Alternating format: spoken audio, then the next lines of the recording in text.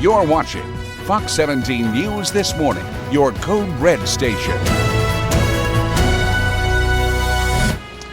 Now on Fox 17 News This Morning, a street collapse in the Gulch has neighbors and businesses frustrated. We're going to tell you why many are blaming it on nearby construction. And we are back to cloud cover once again today, but I'm looking ahead to all good things, a warm up and a nice streak of some sunshine. We'll track it coming up in your forecast.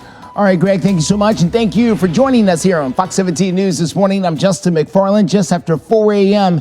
here on this Wednesday morning, the last day of January. Well, we are following breaking news this morning and working to learn more about an overnight shooting that sent one person to the hospital. Now, Metro Dispatch confirms this whole thing happened around 12:30 on Nolensville Pike. They say one person was taken to the hospital in a private vehicle. Now, details are limited. We'll continue to keep you up to date both on air and online at fox17.com as we learn more.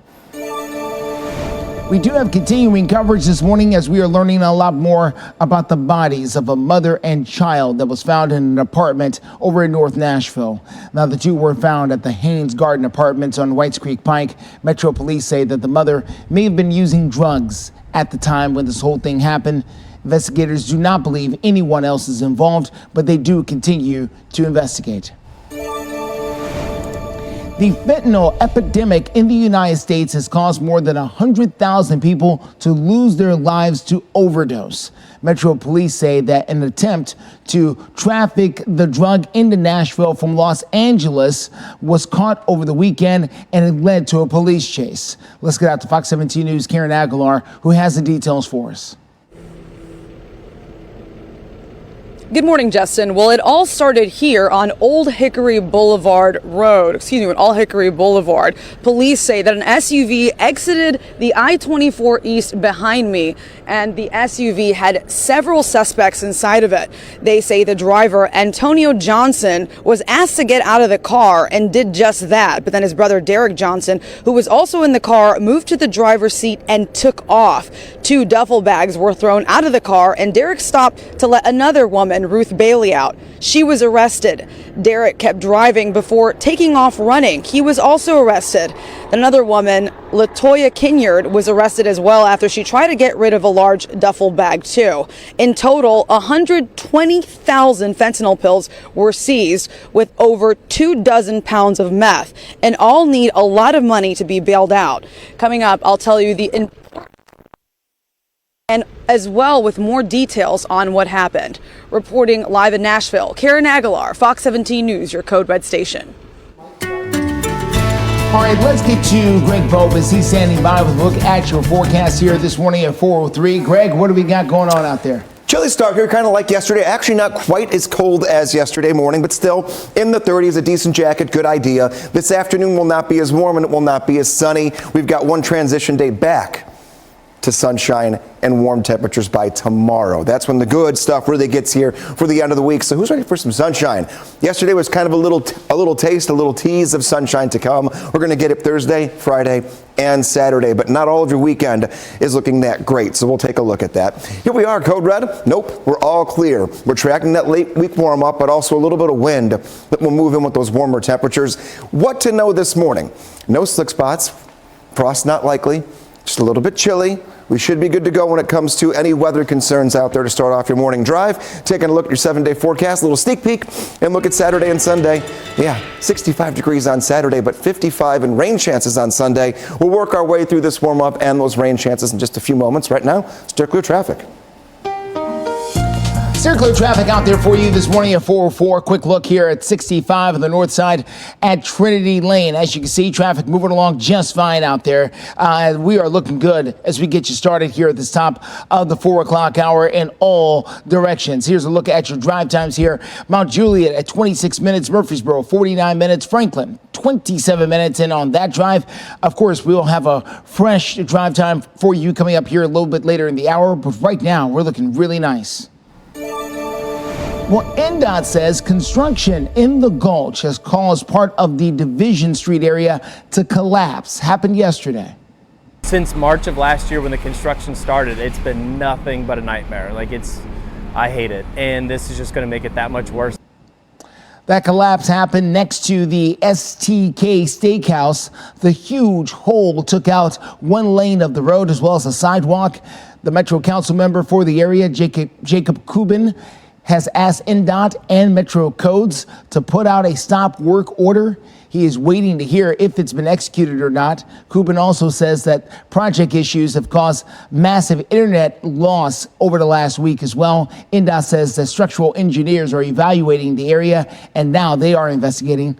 Fox 17 News reached out to the construction company Yates Construction about this incident, but so far we have not gotten a reply. In the meantime, Council Member Kubin says that concerned citizens can reach out to him and get on his email chain in order to make sure they're updated about the situation. Fox 17 News will follow this as the situation continues to develop. Nashville Yards names the new music venue set to open in 2025. We'll tell you all that we know next. And later this hour, a Nashville corrections officer has been charged in the alleged attack on an inmate. We've got a lot more about this investigation when we come back.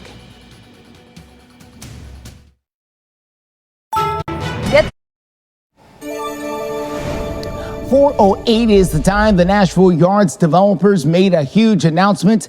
They have named the new music venue the Pinnacle. Fox 17 News' Peyton Muse has been on top of this story and telling us a lot more about this brand new venue that they are planning.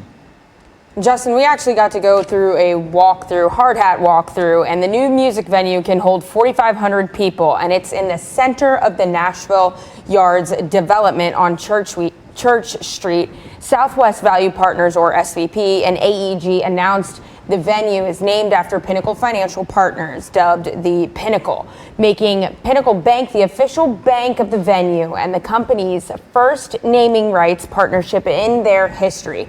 Now take a look at these renderings that you've seen here, and SVP tells us this entire area will be completely open with restaurants and walk spaces. This is an incredible partnership, and it's an incredible piece that's the centerpiece of the development. Is the heartbeat, really becomes the vibrant, lifeblood of how Nashville Yards really feel and look and operate. So we just couldn't be more excited about them. Now, Joe Butcher is the managing director of design and development for SVP, and he tells us the second floor of the venue is the show floor. And the furthest seat from the stage is only 165 feet. Now, the Pinnacle is projected to open the beginning of next year, 2025. In studio, Peyton Muse, Fox 17 News, your Carter station. 4:09, look at your forecast this morning, about 8 or 9 degrees warmer than yesterday morning. Still puts us in the 30s and low 40s. They hosed down Broadway yesterday. This was not a big weather maker that came through downtown, but we're just gearing up here for the upcoming weekend, and boy, is it going to be a good one. You still want a decent jacket this morning. The clouds have moved back in, and they're going to be here for most of today, but our weather maker didn't really do much for us yesterday. We were watching throughout the morning, and every little thing we were seeing gave more and more indication of not much happening, and that was the case. A couple light little sprinkles cannot be ruled out this morning, and a snowflake or two in the Cumberland Plateau also cannot be ruled out, but the bulk of all the rain way off to our east and our southeast, and we're not seeing anything else for the rest of the week once we're done with these first few morning hours. Here it is. Upcoming chances for any kind of precipitation, whether that be rain, snow, or mix, not there at all until Sunday. And in fact, actually, a pretty decent warm-up carries us through the next couple of days. We'll be only in the middle 40s today, but cloud cover, that's the big story. That's why we don't get as warm as yesterday. Clouds move out by very late stages of today. Right around sunset, you might sneak a peek of some sun. And then we're clear overnight. We're clear tomorrow. Nothing happening for the rest of this upcoming week. So, like I mentioned yesterday, and we've been talking about it all week, if you need a car wash, this is prime territory to do it. Yes, for today, tomorrow, and for your Friday. Not a problem for any of those days. And we will look ahead to the warm-up and some events happening around town. Try to get you out the door and enjoy some of this upcoming warm weather. Circular traffic for you this morning. Let's take a good look at what we're dealing with out there. This is going to be I-24 at Hickory Hollow Parkway. As you make that drive out and about there, this is in the Antioch area there, very close to the Tanger outlets. We're looking very nice out there. No big problems for you so far this morning. We are accident free out there on the major roadways. Of course, the potholes continue to be a problem across many parts of the mid-state. So give NDOT and TDOT some room as they get out and about and try to address it. Well, coming up, lawmakers are debating whether or not they should pull funds from a UN relief agency working in Gaza. We're going to tell you about the new developments this morning as officials are starting to speak out. And the University of Tennessee, Knoxville is under an NCAA investigation over allegations violating the name, image, and likeness policy. We're going to tell you how the school's chancellor is responding and what could happen next. Watch Crisis in 4:14 is the time. Live look there over downtown Nashville, Tennessee. Always lots going on out there across the ever-expanding skyline. You can't believe how much things have changed here over the last few years, and they're going to change again. Speaking of change, the weather could be changing soon as well. Greg Bobus will tell you more about that coming up here in the next few minutes. In the meantime, after bombshell reports from some workers for a UN agency in Gaza that may have been participating in the October 7th Hamas attacks on Israel, U.S. lawmakers are now debating whether or not they want to pull funding permanently from this UN organization. Fox News' Connor Hansen has more.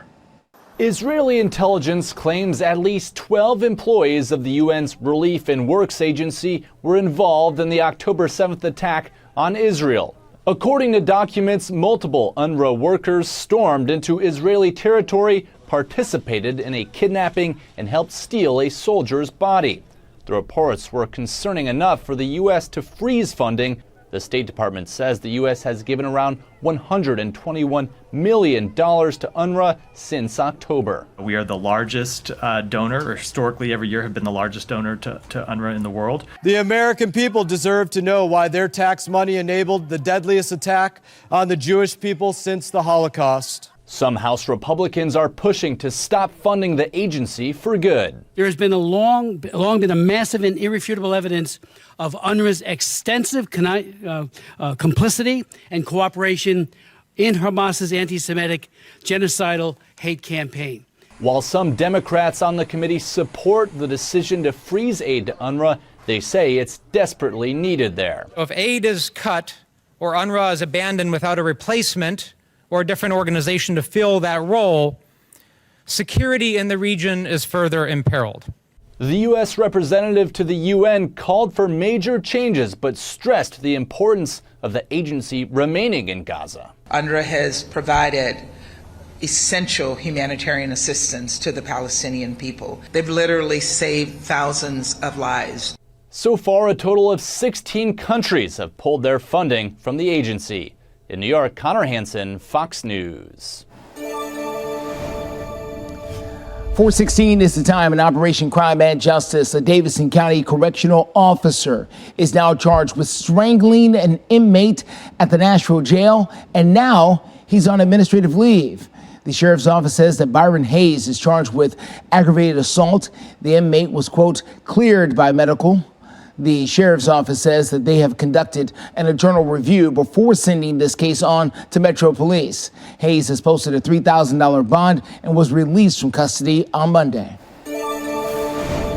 And some sports news this morning. The University of Tennessee is under investigation by the NCAA for the alleged violations of its name, image, and likeness practices. Now, the chancellor of the university, Donde Plowman, wrote a letter to the president of the NCAA this week and said that the allegations against the Vols are untrue and could hurt student athletes. The investigation is happening less than a year after UT Knoxville was fined $8 million for recruiting violations while Jeremy Pruitt was the head coach of the football team. The school self-reported those violations at the time. We'll see. As you can see, state representatives are responding as well. We're going to see where this investigation goes from here. In the meantime, let's get to Greg Bobus. He's standing by with a look at your forecast here. The blue lights are on, so it can't be all that bad coming up here. Not at all. A little bit warmer this morning, but a little bit cooler this afternoon compared to yesterday. Okay. But really nothing to worry about till the end of the weekend. So all things are trending up after we get past today. Today will be a little bit below average. Temperatures only in the 40s. More cloud cover has crept back in overnight, but no major chances for rain or snow are ahead of us. A few light little sprinkly areas right along the Kentucky and Tennessee state line can't be ruled out this morning. Other than that, Nothing coming our way till Sunday. So what does today mean for us? A high of 44 degrees. The average highs are supposed to be right near 50 this time of the year. So that will be cooler than what we're supposed to be, but that's just for now. Later this week, as soon as tomorrow and then into Friday and Saturday especially, we do turn much warmer, much more quickly. We're going to talk about temperatures that'll be well above average. So where do we go? We go to 58 degrees tomorrow, 60 on Friday, 65 degrees on Saturday. All 3 of those days sunny, all 3 of those days dry. Next weather maker moves in. That takes us Sunday into Monday and will cool us to right near, if not a degree below average. But only one real rainy day out of those 4. That's going to be Sunday. So making weekend plans, you're going to pick Saturday as opposed to Sunday if you have the ability to do so. Lunchtime forecast. Not the world's warmest again, but just the overcast sky for us. So not a terrible day. 42 degrees at 11 o'clock, 44 at noon, 45 degrees at 1 p.m. 7-day forecast. We'll piece together all the sunny days, but I also want to focus on nighttime temperatures. One more cold night. 45 degrees this afternoon, but 30 overnight tonight, 28 degrees tomorrow. I should say 58 degrees tomorrow. It's a 28-degree temperature climb throughout the day. And then we go to 37, 37, and 40 for subsequent nights. So the nights get a little bit better, but really it's the afternoons when you will notice almost a spring-like feel leading toward the weekend. Steer clear traffic out there for you this morning. Let's get to the very latest happening here on this is going to be I-24 Haywood Lane. You make that drive out and about there. We're doing nice out there so far. No big problems, even though you will run into the potholes if you're not careful. I'm going to emphasize that over and over because it's true and it's rough out there at certain locations. So please watch out for that as you get out and about. We're going to be watching other areas of town coming up in the next few minutes. We are following breaking news this morning out of Robertson County. That is where Smoky Barn News is reporting that a man was killed by the Springfield Police Department. Now, this is video of that scene, courtesy of Smoky Barn News. They say that the Springfield Police Department was called out to the Blair Street area of town around 11 p.m. for reports of a stolen car that had crashed in the middle of the road. Once they arrived, officers say that the man driving that stolen car started to shoot at officers. Officers say they returned fire and they ended up hitting that suspect. He was taken to the hospital where he died. Now, Smoky Barn News is also reporting a second shooting happened just about a few blocks away around the same time. Police have not confirmed whether or not those 2 shootings in the city of Springfield are related. Congresswoman Cori Bush is under investigation by the United States Department of Justice. Now, the probe is centered around the alleged misuse of government funds for security. Now, Representative Bush has hired her husband as a security team member, saying that he can provide the necessary services at below market rate. The Missouri Democrat says that she has faced multiple threats and denies any wrongdoing. Well, coming up, teenagers arrested in an armed robbery case. We're going to tell you why Metro Police say that the cases took place over multiple days and why they're all connected. Plus, a former Tennessee Titans player looking to make a little history in the Super Bowl. We're going to tell you why he chose to stay involved with football in a very different role. Dead winner. 4:24 is the time. Metro Police say they have arrested 4 teenagers yesterday, and they believe them to be part of a string of armed robberies in East Nashville that includes carjackings. Now, police say that one carjacking and a robbery happened over here in the last Wednesday, as a matter of fact, back on July 24th, right here, and another one right here. All right. Then on Monday night, 2 incidents and another carjacking took place. That took place happening on January 29th, right here in this area and right here in that area, and one more as well. Now, the teenagers range from ages 15 to 17 years old. Police say that the charges are pending as a result of all these robberies just a few days apart. A former Tennessee Titans player is expected to make history. Terry Killens, former linebacker for the Titans, will be the first person to both play and then officiate a Super Bowl. That's according to ESPN. Now, Killens played for the Houston Oilers / Tennessee Oilers / Tennessee Titans from 1996 until 2000. He played as a backup linebacker for the Titans in Super Bowl 34 against the St. Louis Rams down there when they came up 1 yard short in the Georgia Dome. Never mind. Then he went on and became an official in 2013. He was named as an umpire for next month's Super Bowl when the Kansas City Chiefs will take on the San Francisco 49ers. That game is in Las Vegas. You can score with the big game trivia. So grab your phone and scan that QR code right there on your screen for your chance to win a $100 Visa gift card. And you can register to win big game trivia contest. You can test your football knowledge for a $100 prepaid Visa gift card, or get your chance to be a $5,000 weekly winner. Good luck in the big game. Forecast for us, 4:26 in the morning, and we're starting up at 39 degrees. Look at the weekend, always planning for it, and we're getting much closer to it. Saturday, 65 degrees. Rain likely, not so much Saturday, but into Sunday for sure. 55 degrees will be your temperature on your Sunday. Rainy, though, fairly almost the entire day. I would say morning into the afternoon it begins to pick up. It continues into the evening hours and even the first half of Monday, the chance for some rain. So we'll be tracking for you. Best place to go for any real-time weather information up, get your day started, will be on Twitter, or formerly known, the X page there at twitter.com. You could also submit your dogs of the day on Facebook, meteorologist Greg Bobus, or reach out on Instagram if you want. Any place you want to go, we have you covered. And speaking of that last QR code, if your phone is still out, we've got one more freebie for you here. It's complimentary, the Fox 17 Code Red Weather app. You can scan this one as well, or you can go to the App Store, and then you'll have the radar for you and your hour-by-hour forecast to carry you into and out of each day when you're on the go. Steer clear traffic out there for you this morning. Let's get to the very latest happening here on I-24. This is coming through the heart of downtown. There's the Sylvan Evans Bridge there, right very close to Shelby Avenue and that exit. Lots of potholes out there this morning, but so far no accidents. So watch out for any of those craters sitting in the middle of the road that can get in your way. Steer clear traffic is live and local with you through 9.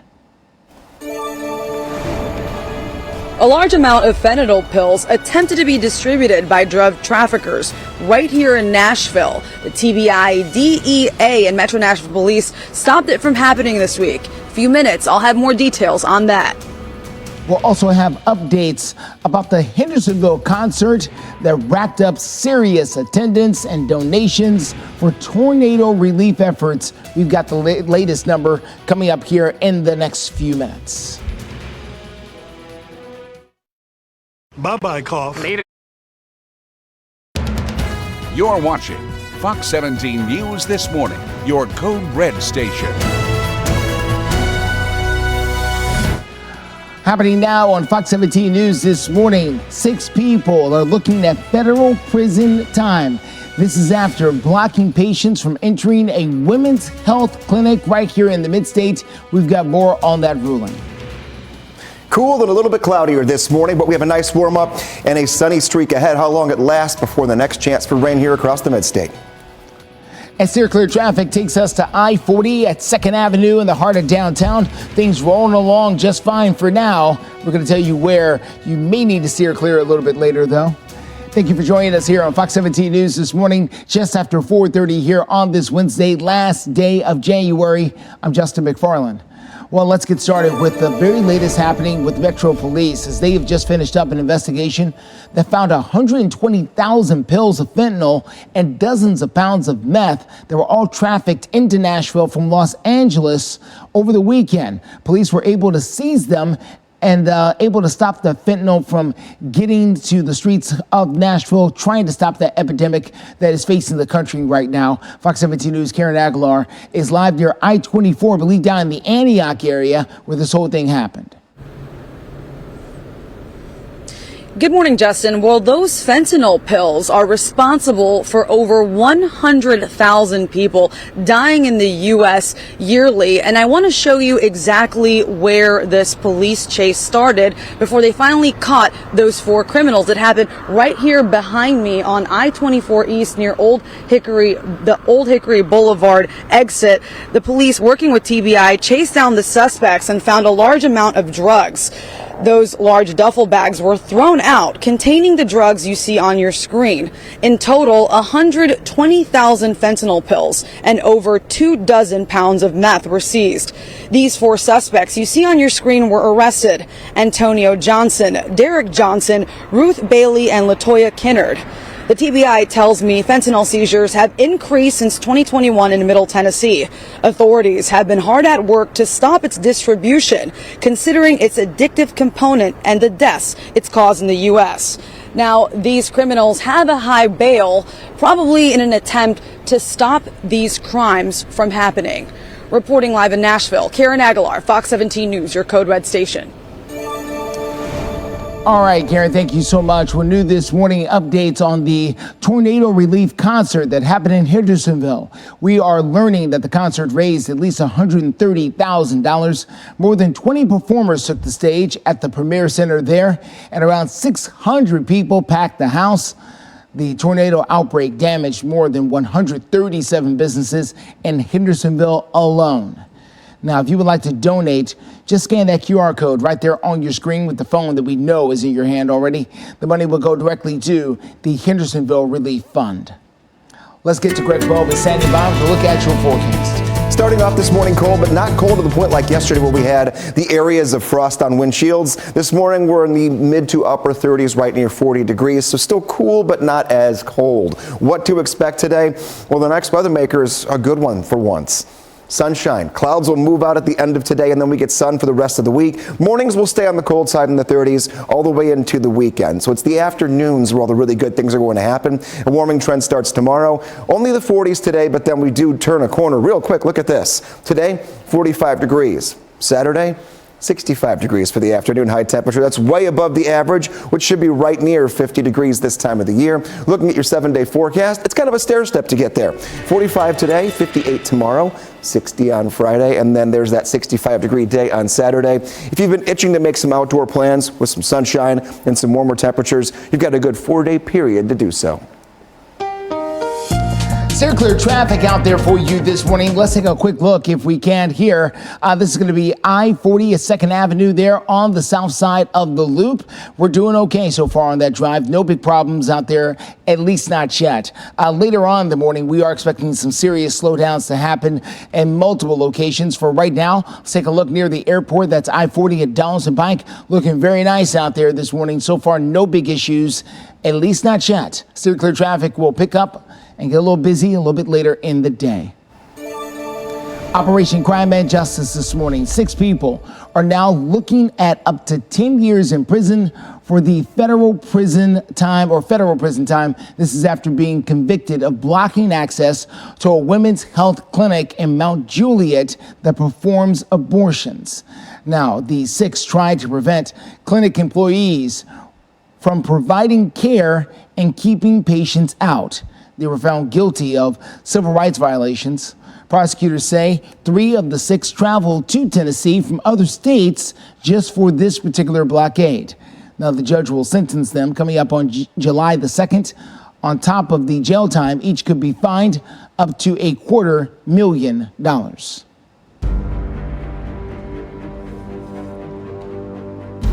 Fox 17 News has spent more than a year investigating the death of Ariel Rose. Fentanyl killed the 23-month-old while staying at a transitional housing facility in North Nashville. So why did it take Metro Police more than a year to arrest someone for her death? Well, Metro Police did open a criminally negligent homicide investigation into her death back in November of 2022. In December of 23, officers arrested Melissa Sutton and Jesse Mashburn for their particular role in the first-degree murder. Sutton and Mashburn have been caring for Ariel when she died. A woman who lived in the facility said they would watch the toddler often And Ariel Rose even called Sutton Mama. Now Ariel's family is demanding some answers. You're dealing with people that are involved in drugs, and with people that are in drugs, witnesses disappear, people aren't reliable. You try to talk to them and they're too high to communicate, and that's kind of the reality of the situation.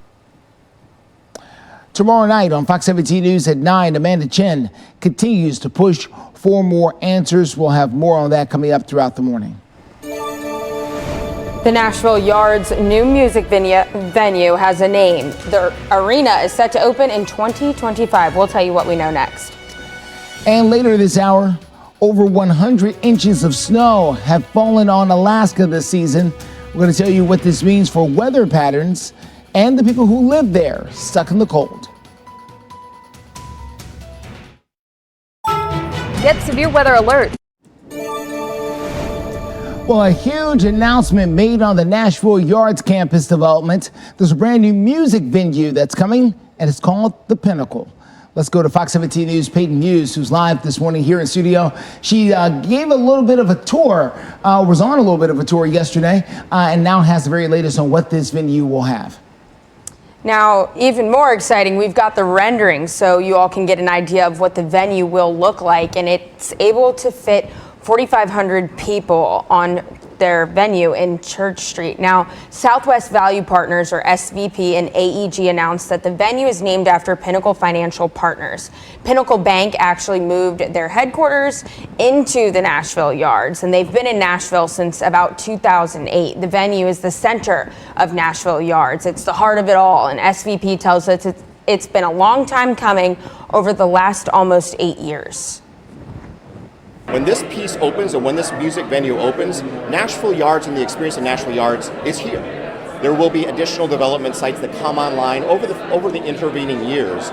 Now, SVP tells us this entire area will be completely open and work like a city district with restaurants and walkable space. Now, the Pinnacle is projected to open the beginning of next year, 2025.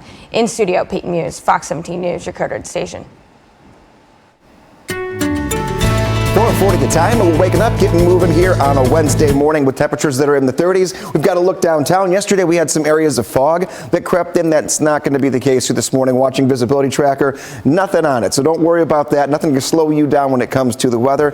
Decent jacket and you'll be okay. If you enjoyed the sunshine yesterday, unfortunately, that's not going to happen again today. We're going to be fairly cloudy. Temperature change compared to yesterday morning. We're 15 degrees warmer right now than we were 24 hours ago at the exact same time. So we're making strides in the right direction. Afternoon, not the world's best compared to what's to come our way. 41.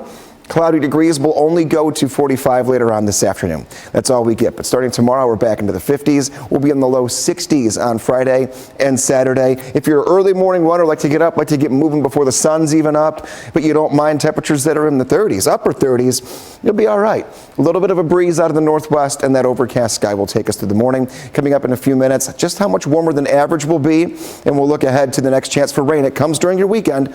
We'll time it out in a few minutes in your next check of your Code Red forecast. Steer clear traffic out there for you this morning. Let's go to the north side. That's going to be I-24 at the I-65 junction there as you make your way in from Madison, places like that.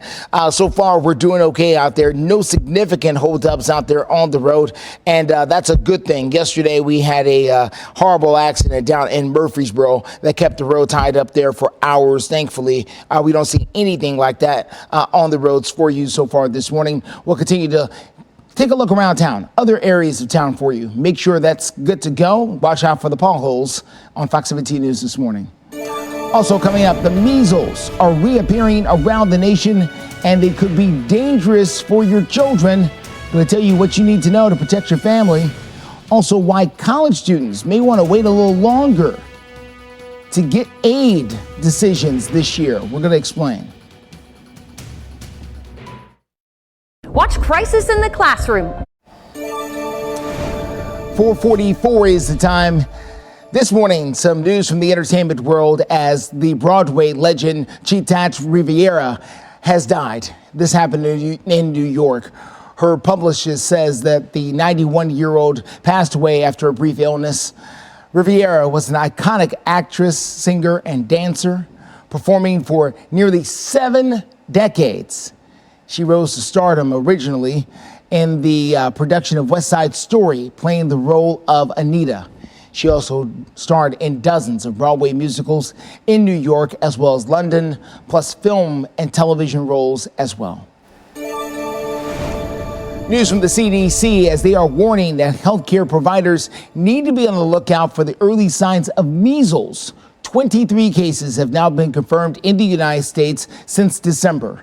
Liz Bonus explains why it's not only a childhood illness anymore, but it's on the rise. Hey there, hello to you. Well, this warning is for measles from the CDC. Pediatric infectious disease specialists say they've seen more cases of this illness as well as chickenpox and mumps pop up recently. It is likely due, they say, to hesitancy to vaccinate against these illnesses. All three of these are vaccine preventable diseases.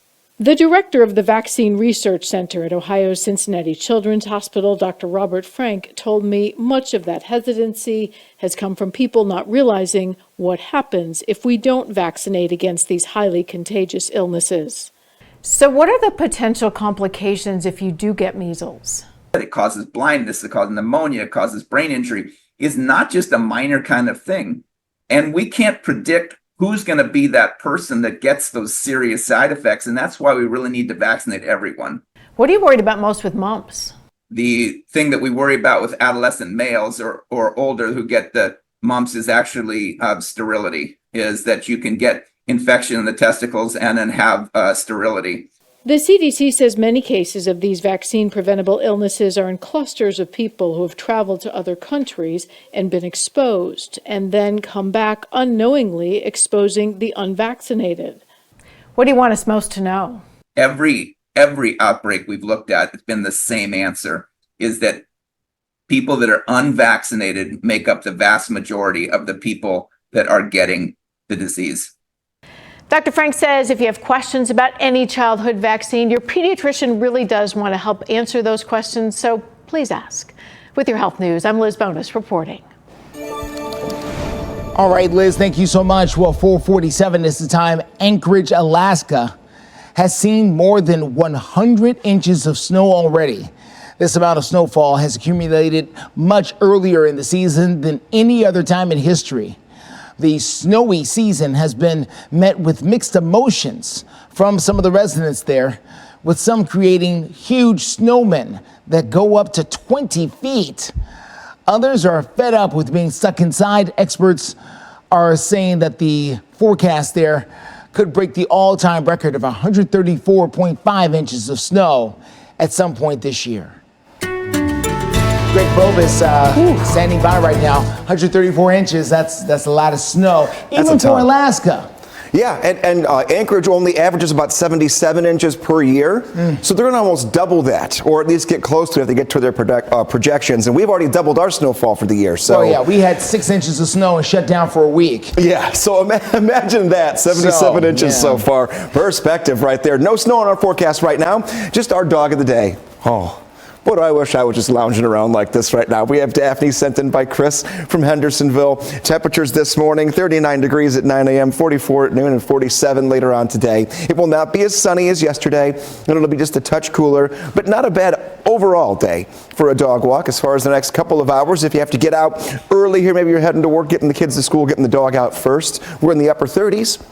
35 degrees by 7 o'clock and 39 by 9 a.m. until we work our way into the 40s, and that's where we're going to stop everything for the rest of today. How do you submit your photos? This is where I found this photo. You go to Facebook, you go to meteorologist Greg Bobus. This has been the pinned post up at the top since we started Dog of the Day. We've got tons of submissions we're going to get through, but if you go post your photo there, maybe a little fun fact about your pup, you will end up seeing your dog right here on Fox 17 News this morning. So that's one way to go about just starting your day and seeing your furry friend that might be sitting right next to you watching every morning. 45 degrees, that's the temp today, but 58 tomorrow, 60 on Friday, and 65 on Saturday. No rain, no snow, no problems. Still cooler though.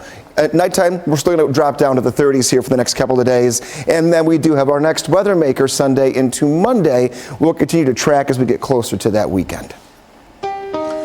Steer clear traffic out there for you this morning. Let's get the very latest on this situation happening over on the west side of town. This is going to be I-40 near White Bridge Road. As you can see, traffic moving along there pretty nicely in both directions, despite the fact that there are several tractor trailers over there on the side. This is their normal thing, sleeping on the side of the road out there on I-40 on the west side. We're going to give you the very latest on other things happening across the city coming up here in the next few minutes. Steer clear traffic live through 9. Well, this is your last chance to see the country's largest Chinese Lantern Festival. Scan this QR code right here on the screen for Fox 17, or you can go to fox17.com/contest for your chance to receive 2 tickets to Zooluminations, the Chinese Festival of Lights. The final weekend is set for February the 2nd through the 4th at the Nashville Zoo. Message and data rates may apply. For complete contest details, you can go to our website, fox17.com/contest. Well, colleges are getting financial aid data from students late this year. That's because the Department of Education revamped the free application for federal student aid last year. It has to be updated again earlier this month to include inflation data. Now, that freed up around $1.8 billion in financial aid, but also delayed the processing. The Department of Education told colleges not to expect the data until the first half of March. It is likely that students hearing about their aid decisions will be delayed this year. But most students still require students to commit to them by May the 1st. So it could be a little bit of a mad dash there by the end. Well, Philips is now halting the sales of its CPAP breathing machines. This is all part of a settlement with the Food and Drug Administration. Philips recalled more than 1 million breathing machines just last year.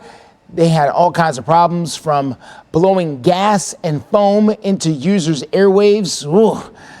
The settlement with the FDA and the Justice Department must get court approval. And under that settlement, the company must continue servicing the CPAP machines that are already out there in use, but stop selling new ones. Well, coming up, a cruise ship becomes a lifesaver for a person adrift in a kayak. We're going to give you the incredible story in just a few moments. Wow. And one music company has problems with TikTok that could lead them to revoke license for their musician songs. We're going to explain all that when we come back. This Fox 17 This Morning News. Welcome back to Fox 17 News This Morning. Live look there along Lower Broadway. It will be packed out with Nashville Predator fans tonight. The Predators back in action for their last game before the All-Star break. They'll take on the Los Angeles Kings down there at Bridgestone Arena. Then after that, Preds will have a nice All-Star break before continuing on to hopefully a playoff berth later this year. By the way, in case you were wondering, the NHL All-Star game will be happening in Toronto this year. A Carnival cruise ship went out of its way to rescue 2 stranded kayakers off the coast of Mexico. This happened near Cancun. Now, the 2 men said that their boat sank and they resorted to staying afloat on a kayak as they were hoping for some help to come by, and it did. It was seen by a Carnival cruise ship, the Jubilee, who was able to quickly rescue those 2 people who I'm sure were also experiencing some Jubilee after seeing the ship. The men were evaluated by the ship's medical staff and given food as well. A transfer with the Mexican Navy was also set up between the cruise ship and the Mexican Navy out there to make sure that those 2 people, look at them waving for help. Can you imagine? I wonder how long they were out there. Glad they're okay though. Terrifying situation. I can't imagine either. Taking a look here, our situation as far as the weather goes is Very easy. Actually, smiles will be in many of our faces here when it comes toward the weekend. Weekend planner, here's your Saturday, 65 degrees, great day. A few clouds will build a little bit late in the day, but a mainly sunny start to the weekend. Then Sunday, things will change. Rain will start early for us here, a high of only 55, overcast, and that rain will linger into the afternoon. So when does it start? You can see all of Saturday dry right here for rain chances, but we go Sunday, 4 a.m., 7 a.m., 10 a.m., rain coming down, and we're going to see it pretty steadily here. This is all the rest of this week. So let's just go all the way and fast forward until 8 p.m. on Future Track of Saturday. Here's the overnight Saturday into Sunday, 5 a.m. Rain starting to move into our western counties, then it pulls throughout the morning into the afternoon. No thunderstorm potential, but some hours worth of some steady rainfall at this point. And then everything dies down going into Monday morning, and we'll dry out again for all of next week until we get to Saturday of the following week. So the next two weather makers likely going to be the next 2 weekends, but between now and the end of Saturday, not much we have to worry about. Clear traffic out there for you this morning. Let's get to what we're looking at here at I-40 at Spence Lane. This is over on the east side of town. Traffic there moving along just fine. No big problems so far for you this morning. That is going to change, of course, once the rest of the traffic starts pouring in, which will continue on here in our 5 o'clock hour, 6 o'clock, 7 o'clock. We ran into a serious problem out there in the Murfreesboro area yesterday where we had a fatal crash. Thankfully, nothing like that on our roadways this morning. We are following a fair share of potholes out and about. We're going to be telling you more about that as the morning goes on. Well, commuters at a train station in England had more than their typical delay yesterday. A swan appeared on the train line between Cambridge and London. And this swan right here, delaying riders, and all swan was doing is standing in front of the train. It moved along after around 15 minutes because no one wants to pick a fight with a swan, apparently. Just chase it away. You just approach it. Couldn't you just? Apparently not. Apparently the swan is not fazed by people standing by. Okay. In the business world this morning, the world's largest music company may be taking some popular songs off of TikTok. Now, we're talking about Universal Music Group, which controls a lot of music. And they say they will no longer license its content if it cannot reach a new contract with TikTok.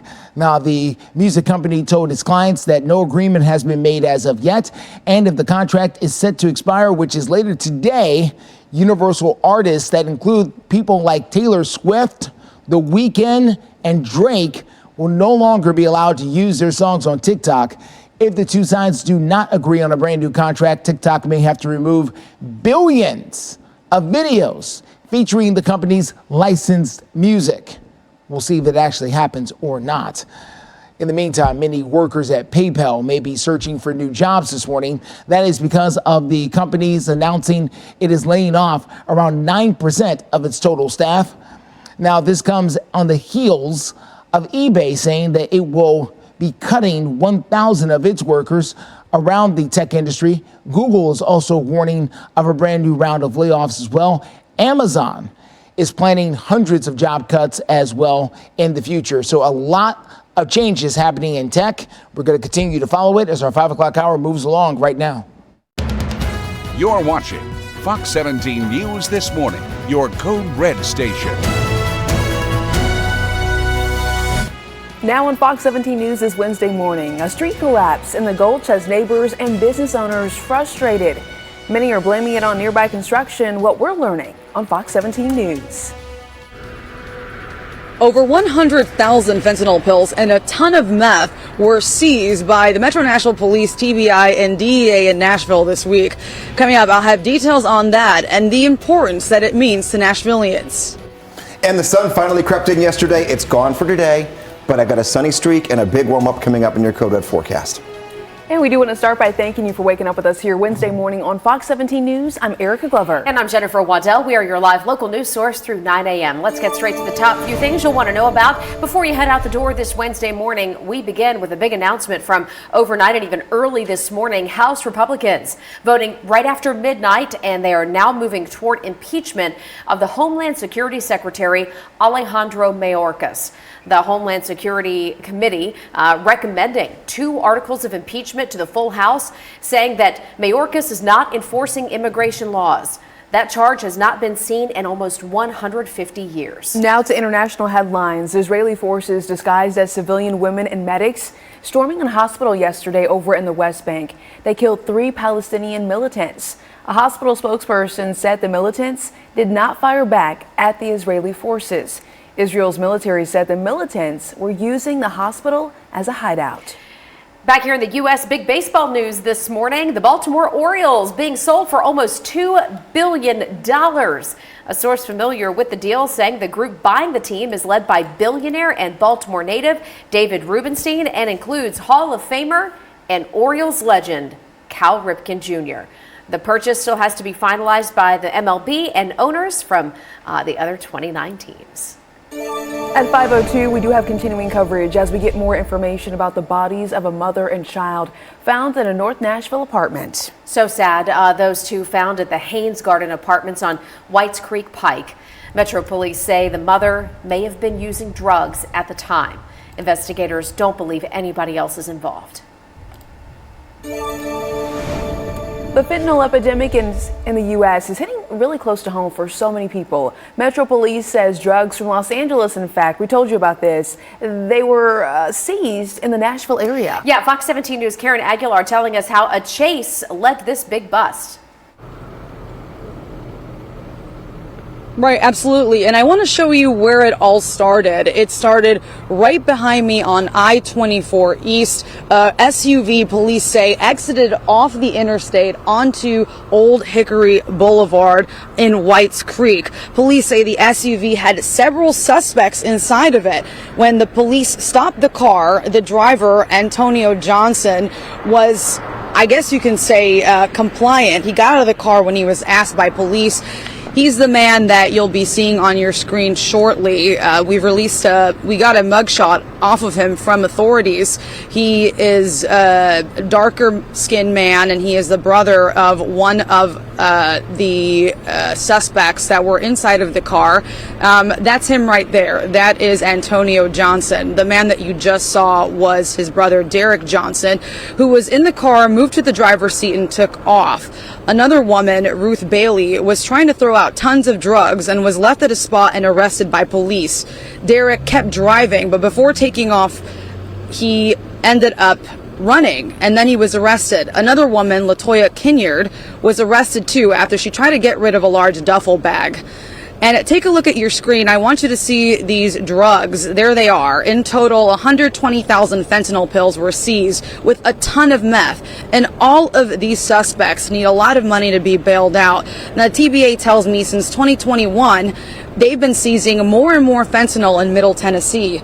These seizures could be making a world of difference for those who could have gotten their hands on them. But thanks for the effort of authorities, it is a difference between life and death for some. Avoiding that path of addiction that we've seen so much around, not just here in Nashville, but across the United States. Reporting live in Nashville, Karen Aguilar, Fox 17 News, your Code Red station.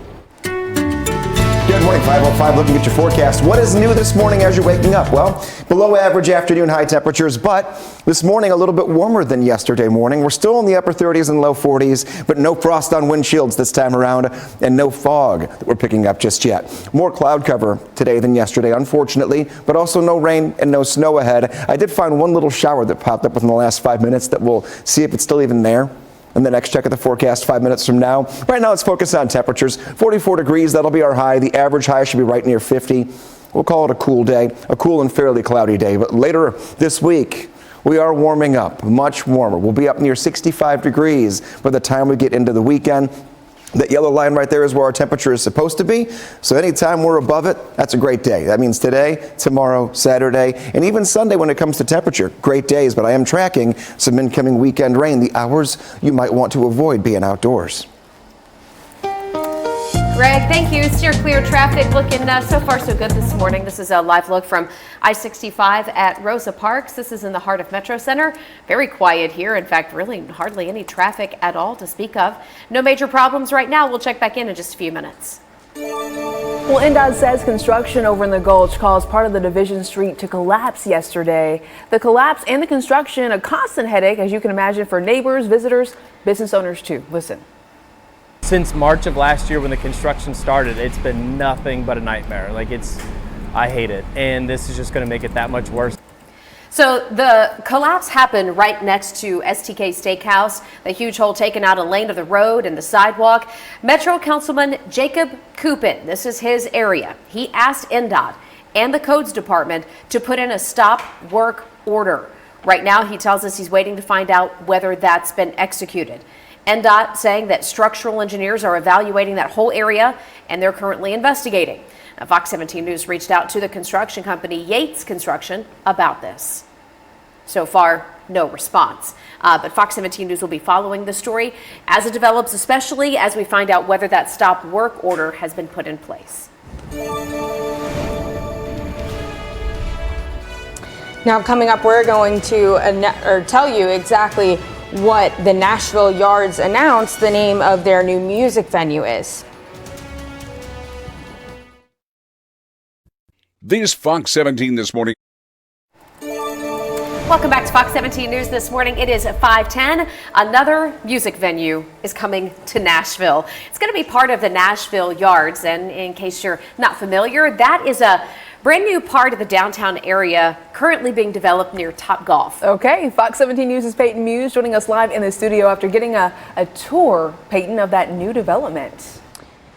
Yeah, Jen and Erica, this new music venue can hold 4,500 people, and it's in the center of the Nashville Yards development over on Church Street. And Southwest Value Partners, or SVP, and AEG announced the venue is named after Pinnacle Financial Partners. And you guys can see they gave us a rendering of the venue and what it could actually look like. And Pinnacle Bank is actually moving their headquarters into the Nashville Yards, and they've been in Nashville since about 2008. The venue is the center of the Nashville Yards, and it's in the heart of it all. And SVP tells us it's been a long time coming over the last almost 8 years. Everybody be able to walk around, be able to go from the front door of the venue, to be able to eat dinner, be able to live in the apartments, to be able to occupy the office buildings. It will be here. The streets will be open. It'll be a really wonderful experience. Now, Joe Booker is the managing director of design and development for SVP, and he says the venue is built for music, but there's other events that can be held there as well. And the Pinnacle is projected to open the beginning of next year in 2025. In studio, Peyton Muse, Fox 17 News, your coded station. 5:11 your time and taking a look. I did find one little shower here a few minutes ago. It's nothing impressive by any means, but definitely zooming in on it here and taking a look at what we're dealing with this morning. You can see, a couple little pop-up showers here.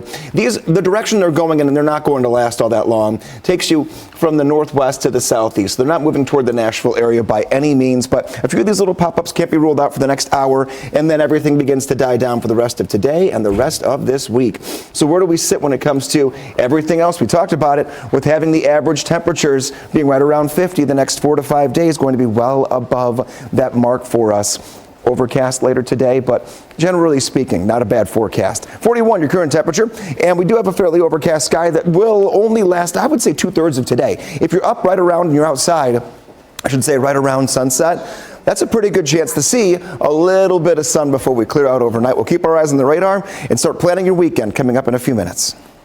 Greg, thank you. 5:12 is the time, and right now we're keeping a close eye on your steer clear traffic to hopefully save you some time before heading out the door. This is a live look at I-40 at Donaldson Pike, where you see no issues at all. No slowdowns, no brake checks. We'll continue keeping a close eye on all your traffic updates throughout 9 a.m. 5:12 right now. President Biden claims he's made a decision about how to respond to the attack on our U.S. troops in Jordan, but he hasn't told anybody what that decision is. What we do know about the situation, new in minutes. Plus, the NCAA is coming down on the University of Tennessee again. This time, allegations of violating NIL guidelines. The school's chancellor, though, she's not having it. Meet Fargo, the new virtual. We have breaking news this morning out of Robertson County. That is where the Tennessee Bureau of Investigation, TBI, confirming a man was killed by Springfield police officers. So we're getting some more updates about this. We're going to give you some video from the scene here, courtesy of Smoky Bar News. They're telling us the Springfield police got the call out to Blair Street just before midnight after reports of a stolen car that had crashed in the middle of the road. Once they got there, officers say the man driving that stolen car started shooting at them. Officers say they returned fire, hitting that person. He did go to the hospital where he later died. Smoky Bar News also reporting that a second shooting happened just blocks around the same time. Police have not confirmed whether these two shootings are related. We're also following international headlines because the world is awaiting President Biden's response to the death of 3 American soldiers from a drone attack over in Jordan. The president says he's made a decision, but he's not said what that is. Fox News' Jennifer Griffin at the Pentagon this morning with the latest. I don't think we could be any more clear that we have called on the Iranian proxy groups to stop their attacks. They have not, and so we will respond in a time and manner of our choosing. The Pentagon unimpressed by a belated statement today from Kateb Hezbollah, the leading suspect behind the drone strike that killed 3 Americans. The parents of one of the slain service members, 24-year-old specialist Kennedy Sanders, who was posthumously promoted to sergeant, spoke about their family's generations of service. Her father was a Marine, her grandfather was in the Army, and her older brother is in the Navy. She chose to serve the country and give us our freedoms, be part of us getting our freedoms. And stuff happened, and it's hard for the parents to endure. That's why I honor her so much and believe she's a hero. Specialist Brianna Moffitt, also posthumously promoted to sergeant, celebrated her 23rd birthday 9 days ago. Moffitt's childhood friend paid tribute. She really, really, really honored her job. I know you're in a better place right now, but we miss you. I just wish I could hug her one last time. Sergeant William Rivers enlisted as an electrician 13 years ago in New Jersey, where Governor Phil Murphy will sign an order this week for flags to fly at half-staff. President Biden called the families of those killed in Jordan this morning. He and Defense Secretary Austin, among others, will attend the dignified transfer at Dover this Friday. 47 U.S. troops have reported injuries from the attack. Of the 8 who were medevaced, 3 flew to Landstuhl in Germany. 1 remains in critical condition. At the Pentagon, Jennifer Griffin, Fox News. Jennifer, thank you. New this Wednesday morning, reaction is now pouring in the sports community after the NCAA slaps the University of Tennessee with another investigation. Now this time, it's over alleged violations of its name, image, and likeness practices, NIL. Yeah, this is what you'll hear referred to as the NIL. Chancellor Donde Plowman, though, snapping back at the NCAA, writing a letter to the president saying these allegations against the Vols are simply untrue and could hurt student athletes. Also new this morning, Tennessee Representative Jason Zachary also sounding off on Twitter, saying the NCAA's NIL is a moving target that makes it hard to enforce. And also went on to say no college or athlete should be punished for NCAA failures. This investigation happening less than a year after UT Knoxville was fined $8 million for recruiting violations under Jeremy Pruitt. 5:19 is the time. We're checking in with our Code Red meteorologist because guess what? Yesterday's sunshine, it was fantastic. If it was just for a little while, we'll take it. Yes. 5 minutes would have been enough for me. It was just, oh my gosh, there's blue sky and there's sunshine. Today won't be like that, but just consider yesterday to be one of those kind of tease days where by tomorrow we're right back to it, a nice stretch of it, and we're going to see temperatures get progressively warmer. I am telling you, find any excuse you can to make any outdoor plan, either Wednesday, Thursday, Friday, or Saturday, and you will be happy that you did so. Today it will be overcast, not the warmest of days, but not a code red day by any means. Taking a look this morning, actually a little bit better than yesterday morning was. We're cold and on the chilly side, but no slick spots. Frost not likely for us. We had frosty windshields yesterday. We're about 10 degrees warmer, so weather's not going to get in your way to start today. Where do we go and how do we get there? Well, 65 degrees will be our high temperature on Saturday, after 45 today. So yeah, we are cranking the heat day by day. Gets better and better, and we keep the sunshine the entire time. This is the cloud cover situation from the remnants of what we really didn't get in terms of a lot of rain.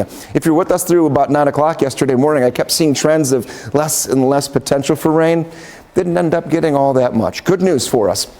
Your 7-day forecast, this is a nice looking one here. This would not typically be one of those you would expect to see in the last day of January going into early February, but we'll take it. 45, then 58, 60 on Friday, 65 degrees on Saturday, and then we do have to plan for some rain on Sunday into Monday.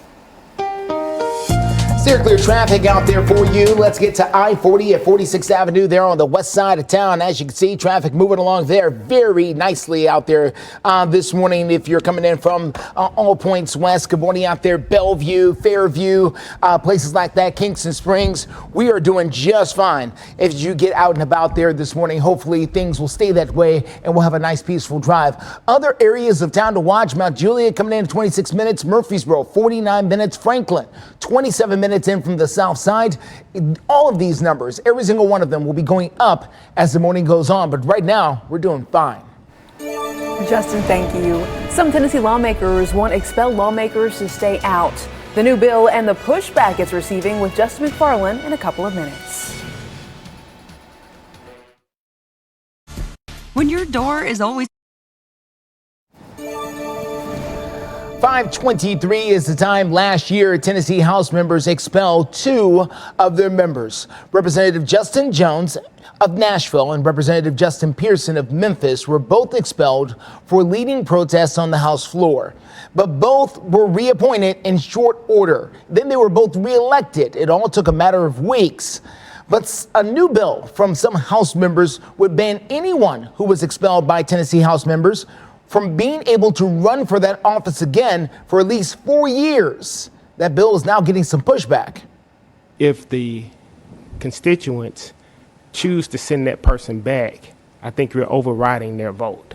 And I think there's an issue of us overstepping their right and their will, the will of the people, because if they choose to send that person back because they didn't expel that person, the General Assembly did. And if they choose that person to represent them, I don't think that we should, as the General Assembly, step in and do this.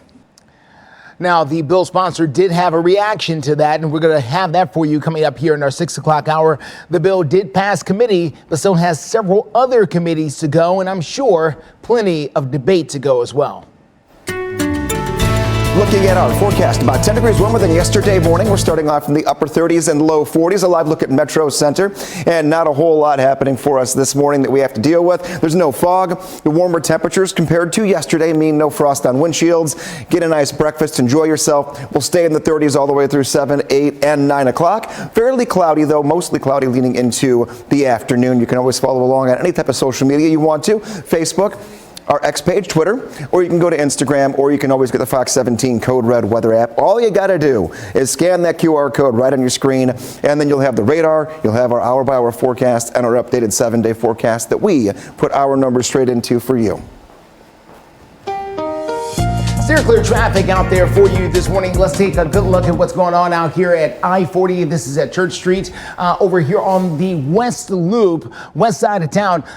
I want to take note of these. Now, these are potholes, and I'm not sure if they're potholes that are still out there like craters or potholes that they have already repaired and people are just rolling over them. Either way, it could make for a bumpy ride as you fly down through that west side of town there. So heads up on that as you take a look at all these buildings here, NES in this area, Lifeway, and all of that as you head towards what they're calling the Capitol View neighborhood these days. They're coming up with new things all the time. Steer clear traffic will be here for you live and local through 9 as we continue to watch the roads for you. In a few minutes, I'll tell you about a huge drug bust here in Nashville and what it could mean for you or your loved ones. It's been a long year of struggle. You're watching Fox 17 News This Morning, your Code Red station. Welcome into Fox 17 News This Morning, 5:29, and right now there's a new law being proposed following the death of a Belmont University student. Where Jillian's law is headed next. Waking up fog-free and not quite as frosty. We're going to have a cool day ahead of us today, but I am looking at all good things toward the weekend. Reasons to make your plans and what day could hit 65 degrees coming up in your forecast. Steer clear traffic on the south side. That's I-65 near Armory Drive. We're doing fine out there so far. We're going to tell you where else we're watching. 60 degrees. Did you hear that? Sounds good, doesn't it? Sounds amazing. Thank you so much for waking up with us on a Wednesday morning. For Fox 17 News, I'm Erica Glover. And I'm Jennifer Waddell. This bill will now, with the adoption of this amendment, will be called Jillian's Law. Well, in our local headlines, we have lawmakers in Nashville that have renamed a bill designed to keep mentally incompetent people charged with crimes off the streets. All of this comes after the death of Jillian Ludwig. Now, she is the Belmont University student, we're showing you a photo right here, who died back in November. And her death inspired this legislation. And her parents, they are urging lawmakers to go ahead, do not waste time past this. Jillian's Law, as it's being called, was approved by a subcommittee and is now headed to the House Criminal Justice Committee. Lawmakers also say it would apply to about 200 people per year. And let's dive straight into your forecast here at 5:30 and let you know how things have changed morning to morning and where we're going leading towards your weekend. Chilly today compared to yesterday. Not morning, but afternoon will be cooler, only in the mid-40s. This morning actually a little bit warmer than 24 hours ago. The warming trend overall starts tomorrow. Back into the 50s, then we'll talk 50s into 60s by the beginning of the weekend. And who's ready for some more sunshine? We had yesterday, which was great. We're not getting a lot today, but most of the 7-day forecast has notes of sunshine in it day to day.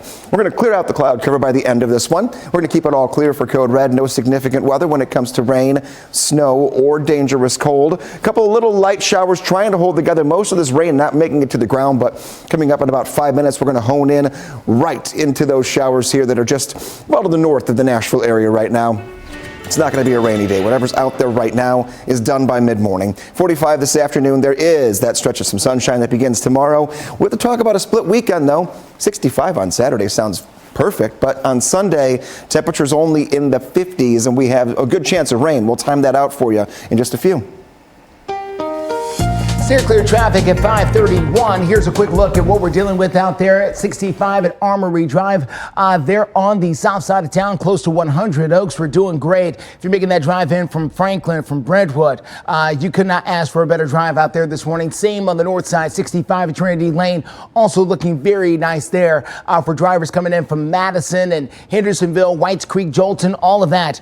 Could not ask for better. We're all in the green right now. 26 minutes from Hendersonville, 52 from Murfreesboro, 55 from Clarksville. Every single one of these times will go up as the morning goes on. Justin, thank you. The fentanyl epidemic in the U.S. has caused more than 100,000 people a year to lose their lives to overdose. And Metro Police say one group was trying to get a lot of fentanyl into Nashville from Los Angeles. Fox 17 News' Karen Aguilar is joining us out there live, giving us some updates about this really surprising story. What can you tell us? Well, police say 3 out of these 4 suspects were driving down an SUV behind me, getting off of the I-24 East Interstate onto this exit of Old Hickory Boulevard in Whites Creek. And then somewhere on this road, police stopped that SUV to try to investigate what was happening. That then led to a police chase where 4 of these suspects were then arrested. I'm going to list them off to you. If you take a look at your screen, the names should be on there along with their mugshot. The first one, his name is Antonio Johnson. Second is Derek Johnson. Then Ruth Bailey and Latonia Kinnard. The charges include drug trafficking and tampering with evidence. The ladies are accused of trying to get rid of a large amount of drugs. Again, they are the ones that you see on your screen. In total, 120,000 fentanyl pills were seized with a ton of meth, and all of the suspects need a lot of money to be bailed out. Now, take a look at this chart. The TBI tells me since 2021, there has been an increase in the amount of fentanyl that has been seized here in Middle Tennessee. Nationwide, the U.S. Sentencing Commission says fentanyl trafficking offenders have increased by 460% since 2018. So this seizure by the Metro Nashville Police, the TBI, and the DEA is just one step closer to fighting the fentanyl epidemic. Reporting live in Nashville, Karen Aguilar, Fox 17 News, your Code Red station. Hendersonville rising despite devastating December tornadoes. We're going to explain how the community band together to raise thousands of dollars and how you can still help this Wednesday morning. The big game trivia, your chance to score. Welcome back to Fox 17 News this morning. 5:37, taking a look at some headlines in our communities. We go to Hendersonville, where musicians and community members all came together overnight, giving back to those so deeply impacted by the December tornado outbreak. Just a fantastic effort here. Nearly 24 artists, take a look, taking the stage last night. This happened over at the Premier Center for the Hendersonville Rising concert, okay? The tornado damaging more than 137 businesses in Hendersonville alone. One of those, Jolly Ollie's. Well, the owner of the bar and restaurant says she saw $500,000, imagine that, in damage, and then struggled with finding a reason to go ahead and rebuild. Today, I'm looking for all those people and all these musicians, just everyone, my customers, my neighbors, my neighbor businesses here, business owners, and I think I found my why we need to open.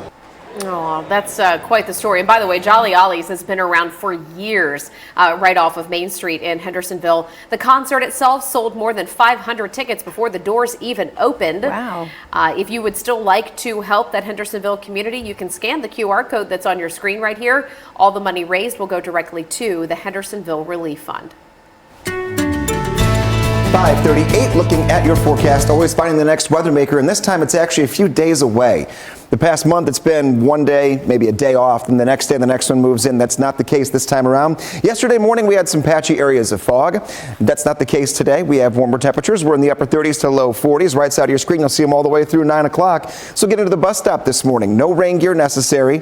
Still a good coat, but not necessarily your heaviest winter coat that we needed earlier in the month. 37 degrees at 6 a.m., 37 degrees all the way through 8 o'clock. And then this afternoon, we're going to tap the brakes right in the middle 40s, but just for one day. A warm up into the weekend, and our weekend is split in half when it comes to rain and no rain. So we'll let you know which hours are the driest and which ones are best to get out, and which day will also be up near 65 degrees. Tons coming your way in the next check of your Code Red forecast. Steer clear traffic out there for you this morning. Let's get started here at I-65 at the Fern Avenue overpass. We're doing okay as you make that drive in from the north side this morning. Thankfully, no big issues so far to share with you as you make that drive in. Watch out for the potholes that we know are there in many locations. TDOT and NDOT have both said they're going to be out there trying to make sure they clean all these up as fast as they can, but it will take a little bit of time for them this morning. Let's go in with the drive times. Franklin at 26 minutes, Murfreesboro at around 52 minutes, Kingston Springs from the west side 27 minutes in right now. Fox 17 News has spent more than a year investigating the death of Ariel Rose. Fentanyl killed the 23-month-old while she was living in a transitional housing facility in North Nashville. So why did it take Metro Police more than a year to arrest someone for her death? That's the question that we are continuing to work to get answers for. Metro Police opened a criminally negligent homicide investigation into her death back in November of 2022. Well, in December of 2023, officers arrested these two, Melissa Sutton and Jesse Mashburn, for first-degree murder. Sutton and Mashburn had been caring for Ariel when she died. A woman who also lived in that facility tells Fox 17 News that Sutton and Mashburn had often watched after Ariel, and that Ariel even called Sutton Mama. Now Ariel's family is demanding answers. You're dealing with people that are involved in drugs, and with people that are in drugs, witnesses disappear, people aren't reliable. You try to talk to them and they're too high to communicate. And that's kind of the reality of the situation. Thursday on Fox 17 News at 9, our Amanda Chin is pushing for those answers. At 5:41, okay, question for you this morning. Have you ever heard of smartphone pinky? I mean, smartphone thumb, yes. But we're going to take a look at some of the real dangers experts say you should be watching out for. Nashville Yards names the new music venue set to open in 2025. We'll tell you all that we know next. Now at Hardee's. 5:44 is the time, and the Nashville Yards making some moves, including a new music venue, and it It has a name. It's going to be the Pinnacle. Yeah, in case you're thinking Nashville Yards, what? This is a huge development that's happening right around Topgolf on the outskirts of downtown Nashville. It's going to become its own neighborhood, completely transforming the way that Nashville is going to look. And Fox 17 News reporter Peyton Muse got a hard hat tour of that area just yesterday. She's joining us live in studio to tell us what it was like. Good morning. Good morning, and really exciting. We actually got the renderings as well, so you can get a better look and an idea of what it will look like. And the new music venue can hold 4,500 people, and it's in the center of the Nashville Yards development over on Church Street. And Southwest Value Partners, or SVP, and AEG announced the venue is named after Pinnacle Financial Partners. Pinnacle Bank is actually moving their headquarters into the Nashville Yards, and they've been in Nashville since about 2008. And the construction for the Nashville Yards itself has been going on for a few years. SVP says Nashville Yards is not alone. There's construction all around the city, and there's subtle improvements being made. Until the beginning of next year, all the streets will start to open back up, and you'll start to have access to everything else in this section of the city. This will cease to be really a construction zone and turn into a real live district. Now, Joe Booker is the managing director of design and development for SVP, and he tells us the second story of the venue is actually the show floor, and the furthest seat from the stage is 165 feet. The venue is built for music, that's its purpose, but other events can also be held there as well. And the Pinnacle is set or projected to open the beginning of next year, 2025. In studio, Peyton Muse, Fox 17 News, your coded station. All right, need to get to a traffic situation taking place right now. This is happening on I-65, very close to Rosa Parks Boulevard in the Metro Center area. This is a vehicle fire. I've seen someone out here with what seems like a some type of fire, just something you keep in the back seat of a fire extinguisher in the back of your car trying to deal with this. They're going to need a lot more than that as they battle this fire. I'm going to take a full step out of the screen so you can see the full thing for yourself. Again, this is going to be on I-65, very close to the Rosa Parks Boulevard exit as you make that drive towards Metro Center. It is blocking at least 2 lanes of traffic right now. There are people out there trying to deal with it, but I'm not sure if that's Metro Fire or perhaps just people passing by and pulling out their fire extinguisher in their back of their car and trying to deal with that. We do see emergency crews on the scene, unsure if anyone is hurt or not. Hopefully everyone was able to make it out of there. Certainly a scary situation for anyone driving by with this particular crash. Again, this is at the Cumberland River Bridge. One of the problems that I have talked about over the years with the Cumberland River Bridge, there really isn't a shoulder at the Cumberland River Bridge at all.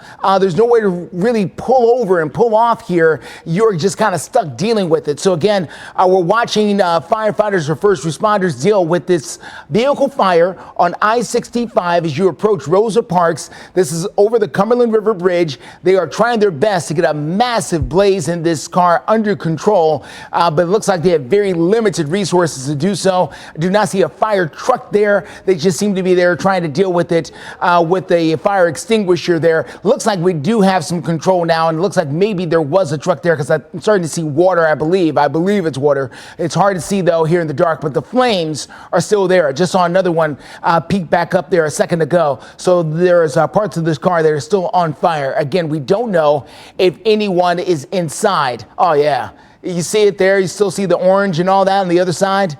Yeah, they're still dealing with this here. So we will continue to watch this. At this point, the road is open. Emergency responders have not shut off the lanes of traffic to deal with this. But right now, there's a couple of lanes open on each side here. We are efforting to get more information about this, and we will, as soon as we get that information, we'll let you know. After taking a closer look, this is a Metro firefighter who is there. I can see the equipment that they're wearing. This is a Metro fireman who is dealing with this fire now, but it looks like they've got limited resources in order to do so. We apologize as the TDOT camera spins out of focus a little bit. It'll get back in here in a second. We will continue to follow this and let you know exactly what we find. Jen and Erica. Yeah, and Justin, too, one of the things that we're going to work to find out, you just mentioned it, getting more details, is which direction this would be. But I think the good word of warning right now is if you are waking up and say you're thinking of heading toward the Metro Center area this morning, just avoid I-65. Right, one of the ways that you could do that is by going through downtown. Right, you could stick on Rosa Parks. You Jefferson could Street. Take Jefferson Street. I'm thinking even like folks who are coming from north of Nashville trying to get to this area, you could come down like Dickerson Pike, even Clarksville Highway, right, and go through North Nashville, go by TSU if you have to get over to like I-40 or that area. So we're going to work to get you those best detours so that you can avoid this, because to Justin's point, even though the interstate is not shut down, it will be at some point, and we can see trucks going very slowly through here. So we're going to work on those best detours for you and tap back into that here in just a moment. And then there's another view. We just got another camera angle on it. Boy, it's windy out there too. You can see that camera shaking up on the where it's mounted up there on the pole. We do have TDOT there with So TDOT with is the lights there. warning you to get over now. That's good. Yeah, TDOT is there. The fire department is there. I can see that fire engine now from this particular view, but they are still having their hands full here. I'm a little surprised they haven't stopped traffic altogether, but I guess they figured it was easier to deal with there by letting the traffic go through. All right, it seems like now they've got this a lot more under control than what we saw a few moments ago with this fire again on I-65 near the Cumberland River Bridge. Based on the cameras here, they're telling us that this could be going towards the Rosa Parks exit here. So that would be 65 going towards Metro Center. Okay, so 65 toward Metro Center and jumping on I-65 to go north, Justin? Yeah, well, 65 going towards Rosa Parks Boulevard. So 65, if you were coming from Trinity Lane, per se, if you were coming from Trinity Lane, yes. And then take the split to the right, going towards Rosa Parks, yes. This is where you would run into it. You would run into it before you get to Rosa Parks. So like if you were going to try to pick up I-40 to go toward Bellevue? Yes. Okay. Yes. If you wanted to keep going in that direction, yeah, you would run into it from there. It looks like they have stopped traffic now altogether. To get a better handle on this, as I think more crews are arriving now. So they've stopped all the traffic here, at least temporarily, on I-65 for the next little bit. Again, this is on the Cumberland River Bridge. And again, one of the bigger issues, there's not really a shoulder here, so nowhere for traffic to really pull off to. And no median. No median. There's just a barrier there to divide the different lanes of traffic going either direction. So we'll continue to watch it.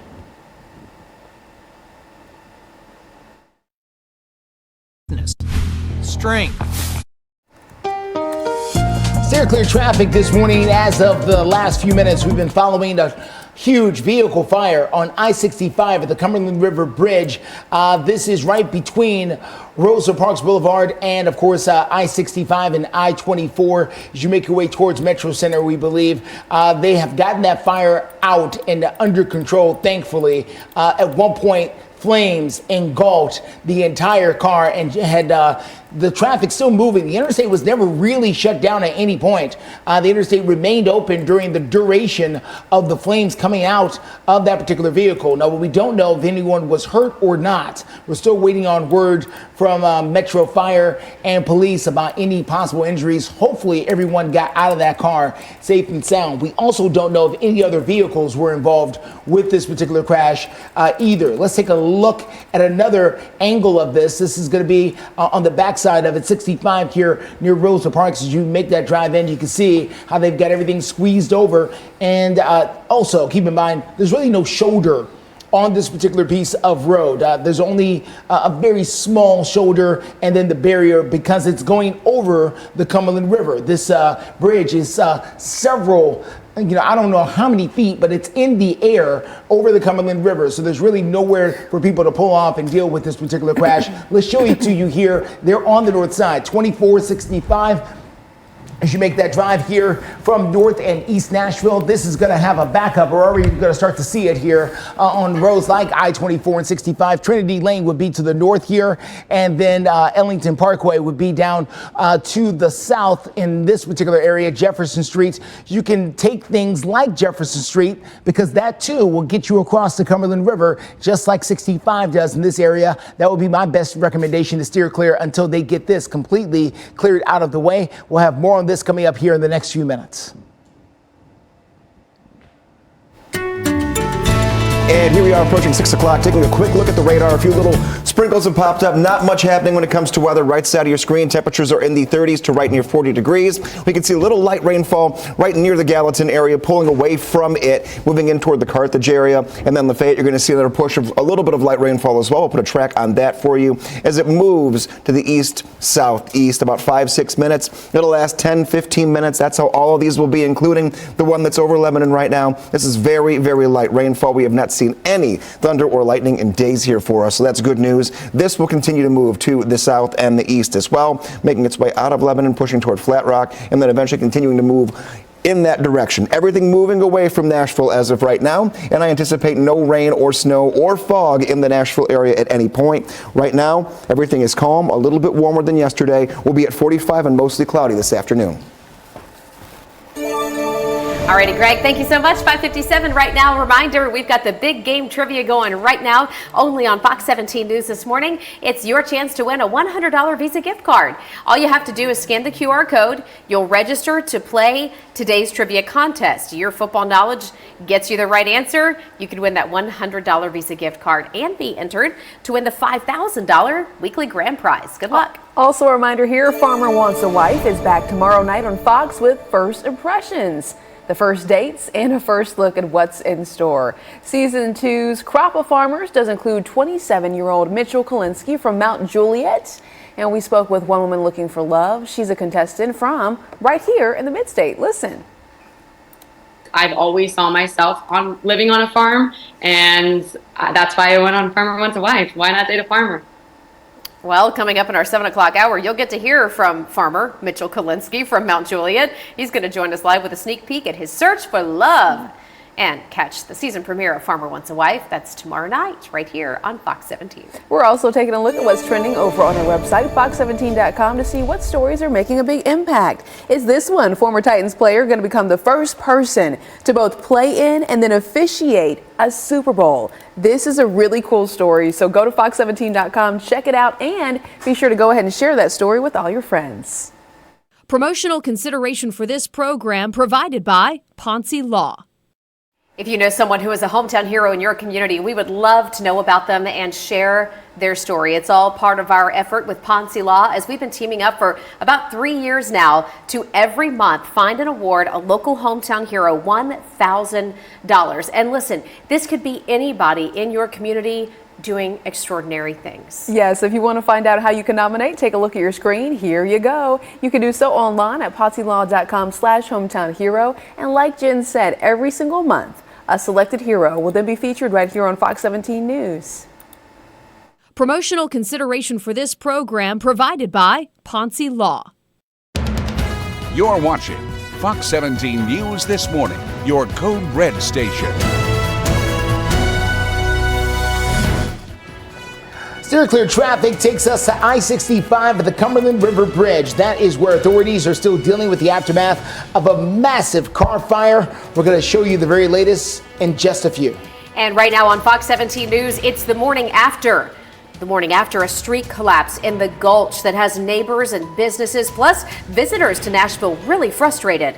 Why many are blaming it on the construction. A large drug bust has put 4 criminals behind bars until they have their hearing. What this means for you and the fight against the fentanyl epidemic. I'll have that in a few minutes. Waking up to a little bit of cloud cover and a couple of light sprinkles out there that will track for you and then take you into a very warm and sunshine-filled end of the week and track a weekend weather maker. Okay, you had me at sunshine, Greg. Thank you. And thank all of y'all for waking up with us here on a Wednesday morning. For Fox 17 News, I'm Erica Glover. And I'm Jennifer Waddell. Let's get straight to the breaking news that we're following at the top of our 6 o'clock hour, and that's in steer clear traffic. A fire on I-65 near Rosa Parks. Justin joining us live now with the details and the detours. Okay, so this is what we're dealing with, everyone. This is going to be I-65 at the Cumberland River Bridge as you make that drive across the Cumberland, headed towards, we believe, Rosa Parks there near the Metro Center area, as we are dealing with a bit of a slowdown because of that vehicle fire. Now, we're unsure if anyone is hurt or not, but we do know that crews are going to be out there for a little bit trying to make sure that this is under control, and looks like they're stopping traffic altogether right now. Are they towing the car? Yes, they are. They're towing the car, and it's tough to see because of the lighting, but they're moving that car further down, and I would suspect further down the road towards the exit because, again, there's no shoulder out there at all. So they've towed the car away here live on the air. You're watching it as we speak. Let's see if we can switch to a different angle and see any more. There is TDOT pulling that car away again on the Cumberland River Bridge. If it was the daylight, the sun was up, you could be able to see underneath the bridge and see the Cumberland down below. But in lighting like this, it's difficult to see. It's there on the shoulder. Unknown exactly how much longer they're going to be out there. We're unsure if anyone was severely hurt or not. Hopefully everyone was able to make it out of that vehicle. Let's show you exactly where it is. They're on that north side, 65 at 24 as you make your way across the Cumberland River, right between the I-65, I-24 junction here in East Nashville. And if you follow this curve across, that would be towards Rosa Parks Boulevard. And you can see that stretch there. That's all in red as crews continue to deal with that. The best way to steer clear, my suggestion is trying Jefferson Street coming in from the south side. That is just below this, just off camera a little bit, but it too will get you across the Cumberland because that is the major deal with this, is trying to cross the Cumberland. There's only a couple of different ways to do that. Jefferson Street is a good way to steer clear of this until they get that completely out and under control. Again, they've just moved that car off screen. Looks like an ambulance is there as well who's about to leave the scene. Hopefully they can get this cleared up. The other thing going to be watching carefully is if that fire, and it was a ferocious one, if it did any damage to the bridge itself, because if it did, they could be out there a little while longer trying to clear that up, as I think you see them laying down salt or sand or something there, trying to take up some of that burned fuel that I'm sure is all over the road. We'll continue to watch it for you.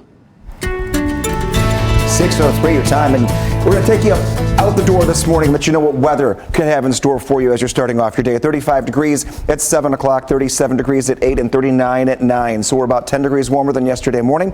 We're fairly overcast, but we have no slick spots, we have no fog, and we're going to just continue with a little bit of cloud cover this afternoon. So if you need to get out there, you need to get the car washed, you need to go run some errands,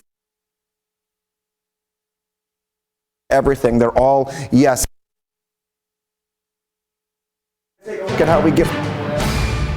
All right, Greg, thank you very much. At 6:04, we have breaking news this morning coming to us from Robertson County, where the TBI has just confirmed to Fox 17 News that they are now investigating after police shot and killed a man in Springfield overnight. Go ahead and take a look at the video of this scene, courtesy of Smoky Bar News. Springfield police getting the call to Blair Street, they say around 11 p.m. for reports of a stolen car that had crashed right there in the middle of the road. Now, once police arrived, they also say that officers believe the man driving the stolen car started shooting at them. Officers then say they returned fire. That man went to the hospital where he later died. Smoky Bar News is reporting a second shooting that happened just blocks away from where all of this happened around the exact same time. Police, though, have not confirmed whether the two shootings are related.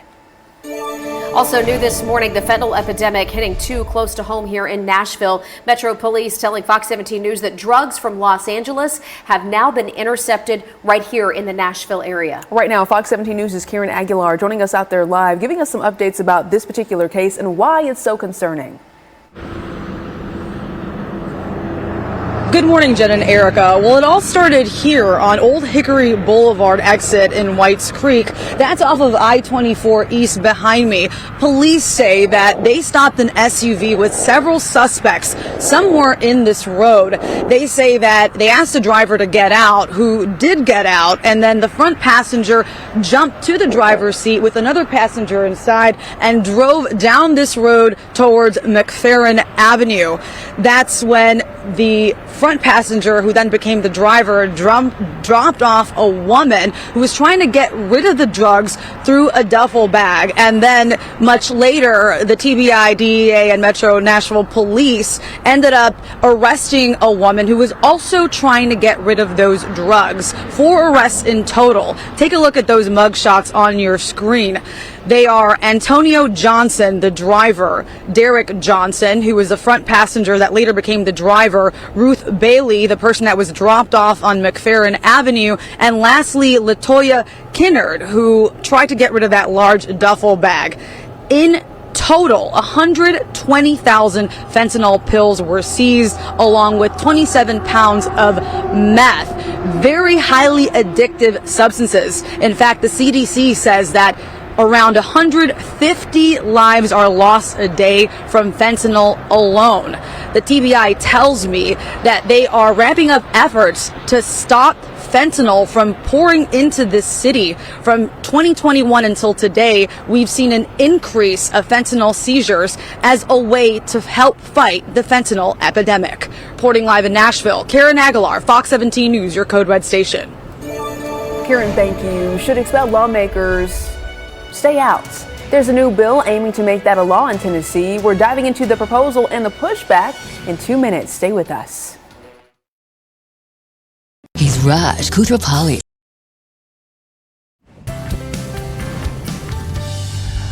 6:09 is the time, and last year, Tennessee House members expelled 2 of their members. We're talking about Representative Justin Jones of Nashville and Representative Justin Pearson of Memphis. Both of them were expelled for leading a protest on the House floor, but both were reappointed and then later reelected. It all took a matter of, some case, weeks or even months. But there's a brand new bill from the Tennessee House that would ban anyone that was expelled from being able to run for office again for at least 4 years.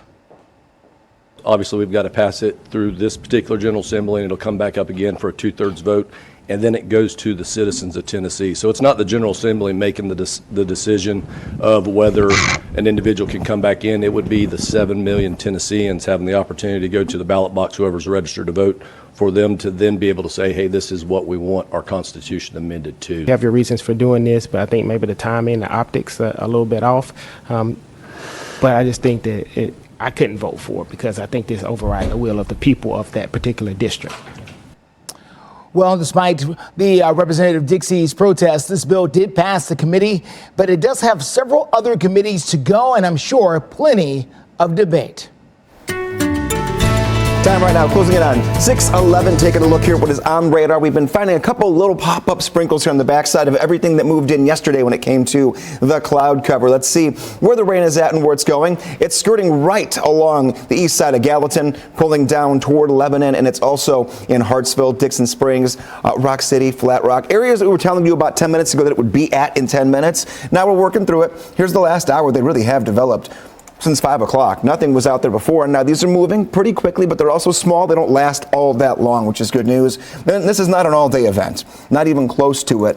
The afternoon is going to be dry, fairly overcast. Temperatures right now, right side of your screen, upper 30s and low 40s, middle 40s this afternoon, and then a big warm-up Thursday, Friday into Saturday. With the tracks some Sunday rain coming up in a few minutes. Right now, back to steer clear traffic and seeing how we're looking out there, Justin. Well, we're still dealing with the leftovers of that vehicle fire on I-65 right over the Cumberland River Bridge. That fire was raging right here in the middle of the road a short time ago.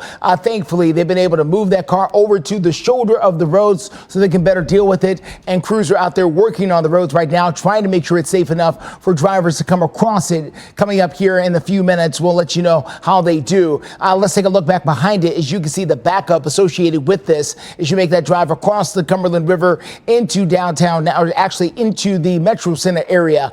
This is going to affect those of you going both in and out of Metro Center. As a matter of fact, we can see it here for ourselves as the backup is starting to roll there from across the Cumberland back towards the Rosa Parks exit. What you can do is use Jefferson Street. That's just to the south of this. That's going to be my best advice in order to steer clear of this until they're able to get this completely out of the way.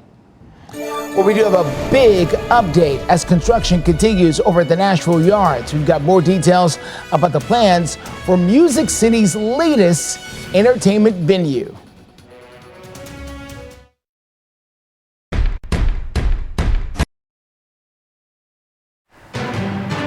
Welcome back to Fox 17 News this morning. 6:14, working to learn more in breaking news right now about an overnight shooting that has now sent one person to the hospital. We understand Metro Dispatch that saying it happened around 12:30 this morning on Nolensville Pike. Yeah, they say one person was taken to the hospital in a private vehicle. Details are limited, so Fox 17 News making those calls, working to get answers, and we'll be sure to update you both on air and online at fox17.com. And waking up to a mess in the Gulch. Local headlines right now. Nashville's Department of Transportation telling Fox 17 News that construction in the Gulch caused part of Division Street to collapse just yesterday. Now we're truly down to one lane because one's gone. And so between residents living here, people that can't even walk the sidewalks because of traffic, because of this construction headache. Yeah, it's caused quite the stir over there. The collapse happened next to STK Steakhouse. The huge hole took out one lane of the road and the sidewalk too. Metro Councilman, though, Jacob Coupin asked NDOT and codes to put in a stop work order. NDOT says structural engineers are evaluating this area, and now they are investigating. More updates to come with that story for sure.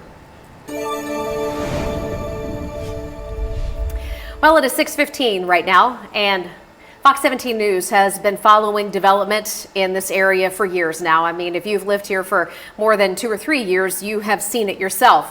Those of us who have been here even longer hardly recognize Nashville anymore. And there's another part of town that's about to go through another huge transformation. This is right near Top Golf. This is called the Nashville Yards Project. And Fox 17 News has learned about a brand new music venue that'll be part of that development. Another music venue. Right now, Fox 17 News' Peyton Muse joining us in the studio. She got to walk through the area and check it out. What can you tell us?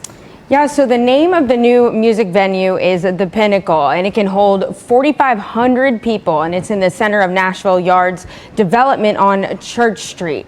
Now, Southwest Value Partners, or SVP, and AEG announced the venue is named after Pinnacle Financial Partners. Pinnacle Bank is actually moving their headquarters into Nashville Yards, and they've been in Nashville since about 2008. The second floor of the venue is the show floor, and the furthest seat from the stage is 165 feet. And this entire venue features state-of-the-art equipment. It's fun to kind of see the fruits of our labor over the last 7-8 years really culminate in what will become an operating activated district. I mean, I'm a Nashvilleian, so I'm excited just even personally to be able to walk around it and get to experience all this and have another offering really that lives in the heart of Music City. Now, developers say the Pinnacle Music venue will open hopefully the beginning of next year. In studio, Pete Muse, Fox 17 News, your code red station. Peyton, thank you. 6:17 is the time. We are talking with Greg Bobus, and we're hoping for some more sunshine. Not a ton today, but I will tell you that you're going to have Thursday, Friday, and Saturday, and all 3 days are going to be nearly picture perfect. So if the dog has been kind of cooped up and has cabin fever too, we've got 3 dogs of the day for you right now. Ooh, Take a look here. We have Callie, Aww. Callie and Tootsie just hanging out. Cute little dog bed there, too. I love it. Oh, proud owners here, David and Sherry Ray from Spencer. And then we've also got a forecast this morning into the afternoon that doesn't really gain much in terms of temperature, but also not cold by any means. 39 at 9 a.m., 44 degrees at noon, and 47 at 3 p.m. Then here we go.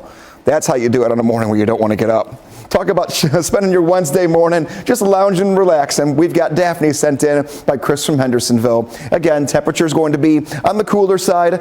This morning, not much of a change from the afternoon, like I said, but the cloud cover has taken over a little bit. We'll look ahead to some sunshine, and not just that, the warm up into the upcoming weekend. But how do you get your photos for Dog of the Day? You go to Facebook. Meteorologist Greg Bobus, the pin post right there. My mail carrier, my little dog, will get your dog's photo right here on air. And if you want to share a little story about your dog or about your family, feel free to do so, and we'll share that with the viewers as well. 58 degrees tomorrow, 60 on Friday, and then 65 on Saturday. The big story we're going to have here in about 5 minutes before we even get to 6:30 is going to be the potential timing and track of that Sunday weather maker that could mess with your plans. Still clear traffic out there for you this morning at 6:19. Quick look at that vehicle fire that we had earlier in the morning on I-65 near Rosa Parks and the Cumberland River Bridge. They've moved everything over here to one lane on the shoulder, so now they've got multiple lanes reopened here, so traffic should flow along much more smoothly after they've gotten that fire out completely and under control over to the side. Let me show you where we're talking about here on our maps here. You can see where that red line starts to develop here right over the Cumberland River, and the Cumberland River is the problem. So I've been doing this for years. Let me tell you, there's only certain places where you can cross the Cumberland. So this is one of them here on I-65. The other place you can cross is just to the south on Jefferson Street. You get where I'm coming from here? You can try to deal with this, or if you can deal with this down here a little bit to the south. Far easier to make your way in and out of Metro Center or downtown using Jefferson Street right now. Justin, thank you. Eye strain, headaches, and neck pain, just some of the side effects that people can experience reportedly when you overuse your smartphone. I know that by the end of the night, and I'm checking my emails and whatnot, before we go to bed, my eyes are burning. Strain, yeah. 100% that eye strain. But there's apparently another ailment that people are adding to the list, and they've dubbed it smartphone pinky. Here's Fox News' April Baker to explain. Have you heard of something called smartphone pinky? No, I don't think I have. No. An unfamiliar term to some, but Andrew Bracken has heard of smartphone pinky. He's an occupational therapist at Intermountain Healthcare. It's not like an official medical diagnosis. You're using your pinky to stabilize and support your smartphone, and you literally indent the side of your pinky from holding your phones. It could also create calluses, side effects that won't necessarily warrant a trip to Brecken's office, but he has seen other, more serious conditions develop from smartphone overuse. They'll develop numbness in their pinky finger and along the side of their hand. It's the angle of their wrist and their elbow that contributes to that numbness, and that can lead to some real serious consequences if not addressed. In that case, Bracken says see a professional for treatment. But if it's a smartphone pinky that has you hung up, there are less expensive options for care. And I used to have one of those little things, but I didn't really like that you put on the back, the pop, whatever it's called. A pop socket is what Ginger Johnson was referring to, and it just so happens to be an option that Bracken approves. He also says stop using your cell phone so much. Do you use your phone a lot during the day? Probably more than I should. All righty, 6:20. Now you know, right? What do they say? The more you know? Yeah. Here we go with a live look into downtown Nashville. Live look over at Nissan Stadium right now. All's quiet on the home front. We're going to get you updated and steer clear traffic in that one big situation that's really jacking up your commute near Metro Center with Justin in just a couple minutes. When your door is always open. FBI Director Christopher Wray is expected to go ahead and warn lawmakers about the threat of Chinese hackers. This is all according to a copy of the remarks that Wray is set to deliver to the House Select Committee on the Chinese Communist Party. He'll reportedly tell lawmakers that hackers, well, they're getting ready, he says, to target critical infrastructure. Think water treatment plants, electrical grids, gas pipelines, and transportation systems. It's very serious. The Chinese government, by the way, has previously denied allegations of hacking efforts. 6:25 is your time right now. Getting a check of your forecast. Greg left us the Cliff Notes version while he's working on some other projects. Today's highlights, though, for you in a nutshell. High of 45 today. Overall cool, okay? And not a whole lot of sunshine today, but don't worry. We're going to get to that. Wednesday versus Saturday, for example, today 45, Saturday a high of 65. The sunshine will return and we're going to get nice, even I would say warmer than average temperatures going through into your Saturday. So we'll check in with Greg here in a complete forecast in just a couple minutes. Steer clear traffic. We continue to follow that scene on I-65 over the Cumberland River. You can see where they've gotten 2 lanes now open over the Cumberland as you can make that drive in. They've got that burned out car over to the side of the road. It was really causing a big problem a little bit earlier. As a matter of fact, about 40 minutes ago is when that fire was blazing there on the interstate. But again, crews have gotten out there. They've laid down some salt and some sand to make sure the road is safe. So now drivers can't get across. There is some minor backups though.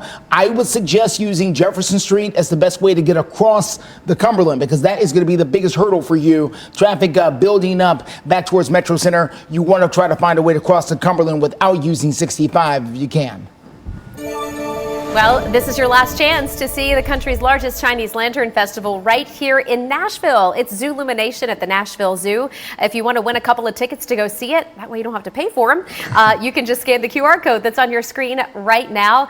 You do that and you could get 2 tickets to see Zoolumination coming up this weekend. And by the way, this is the final weekend at the zoo. Again, scan that QR code right there on your screen for your chance to win. Message and data rates may apply. In Operation Crime and Justice this morning, Metro police officers are investigating after someone found a mother and a child who had died. A very sad story that happened over in North Nashville at an apartment complex. We understand that according to police, drug activity on the part of the mom may have caused both of their deaths. Nobody else involved. As we get updates from police, we'll be sure to bring them to you here live through 9. Well, next on Fox 17 News this morning, there's a brand new law proposed following the death of a Belmont University student. We're going to tell you where Jillian's Law is headed up next. I was driving on the highway as I came. You're watching Fox 17 News This Morning, your Code Red station. Good morning. It is 6:30 on the dot right now, the last day of January. We're going to be rolling into February tomorrow, but in the meantime, we've got you covered with your live local headlines to kick off this day. And in Lower Broadway, looking pretty quiet here to start the day. We'll get a full check of your forecast, see how rain creeps back in minutes with Greg. Steer clear traffic out there this morning. We want to show you the very latest on that vehicle fire on I-65 near the Cumberland River Bridge. You can get by, but there's still some lanes clogged. I'll tell you the best way to still steer clear. We want to start, though, by thanking you for waking up with us bright and early on a Wednesday morning. For Fox 17 News, I'm Erica Glover. And I'm Jennifer Waddell. Let's get straight to our top story new this half hour. We have 2 people now facing charges in connection to the death of Ariel Rose, who are set to appear in court this morning. This does come after a year-long investigation in which Ariel died from fentanyl toxicity. Our Fox 17 News reporter Amanda Chin in the studio with what we can expect today. Hi there, Amanda. Good morning, Erica and Jen. Well, it's been a long time coming for Ariel Rose's family as they've been calling for justice since she died. Ultimately, the 2 caring for Ariel when officers found her unresponsive will be held accountable. Melissa Sutton and Jesse Mashburn were indicted on first-degree murder charges in December. They both are expected to appear in court for the first time for their arraignment. Investigators say the 2 had been watching Ariel at High Road Place, a transitional housing facility in North Nashville.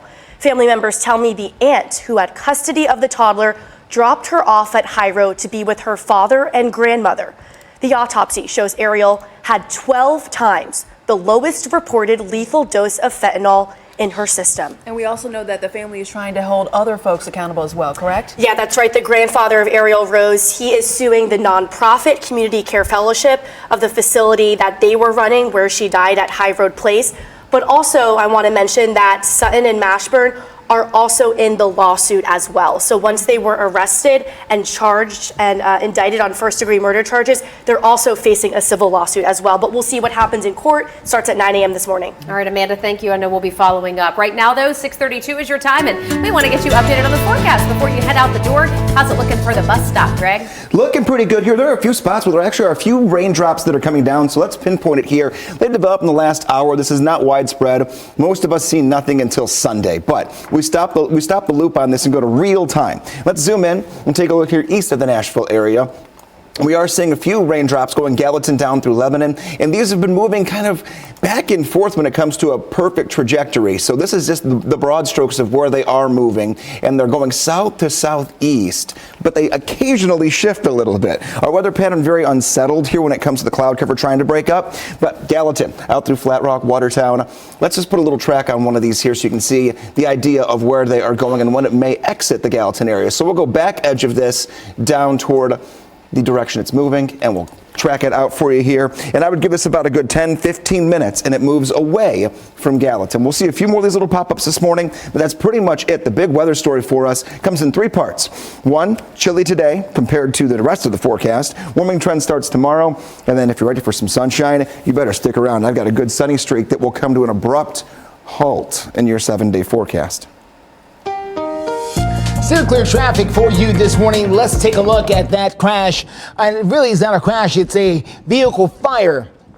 And now that the sun is coming up, we're getting a much better idea of exactly what that fire did to that car. Look at that. Look at it right there on the shoulder of the road. This is the same car that was at one point really sparking a big problem in the middle of I-65 as it was in flames. But now the fire department has gotten there. They've taken the car out. Metro Police are doing their investigation and the lanes are open out there. So let me show you where it is. Here is I-65 over the Cumberland River Bridge. 2 lanes now open there, thankfully, because it was a lot less than that. Jefferson Street is the best way to steer clear of that particular situation, at least for now. Other things we're following. We just saw a crash here at 24, very close to Harding Place and Haywood Lane. Looks like they've been able to get it out of under control and out of the way because the traffic doing a lot better here than it was 3 to 4 minutes ago. This bill will now, with the adoption of this amendment, will be called Jillian's Law. In local news, state lawmakers renaming a bill designed to keep mentally incompetent people charged with crimes off the streets. This comes after the death of Jillian Ludwig. Jillian is the Belmont University student who died in November, and her death inspired the legislation. According to police, the man who was responsible in that case fired a shot that inadvertently killed her. A stray bullet in the head is what ultimately led to her death.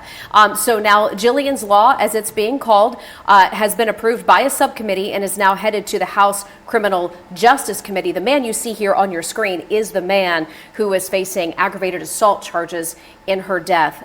By the way, with regards to this particular bill, if it would become law, would apply to about 200 people a year. In Operation Crime and Justice now on Fox 17 News, we're mapping this out, letting you know Metro Police have arrested 4 teenagers in connection to a string of armed robberies in East Nashville. Police say 5 robbery cases took place last Monday and Wednesday. After the last robbery on Monday, though, police were able to track down those responsible. Charges are now pending. And continuing Operation Crime and Justice right now, a correctional officer with the Davidson County Sheriff's Office facing charges accused of strangling an inmate at a Nashville jail. The man you see here on your screen is Bryson Hayes. He's also charged with aggravated assault, and he's on administrative leave. That inmate was, quote, cleared by medical authorities. The Sheriff's Office says that they did conduct an internal review before sending this up to Metro Police. Hayes, by the way, has posted a $3,000 bond and was released from custody on Monday. A community coming together to help those so deeply impacted by the December tornadoes. We'll take you to Hendersonville and show you how they've been coming together.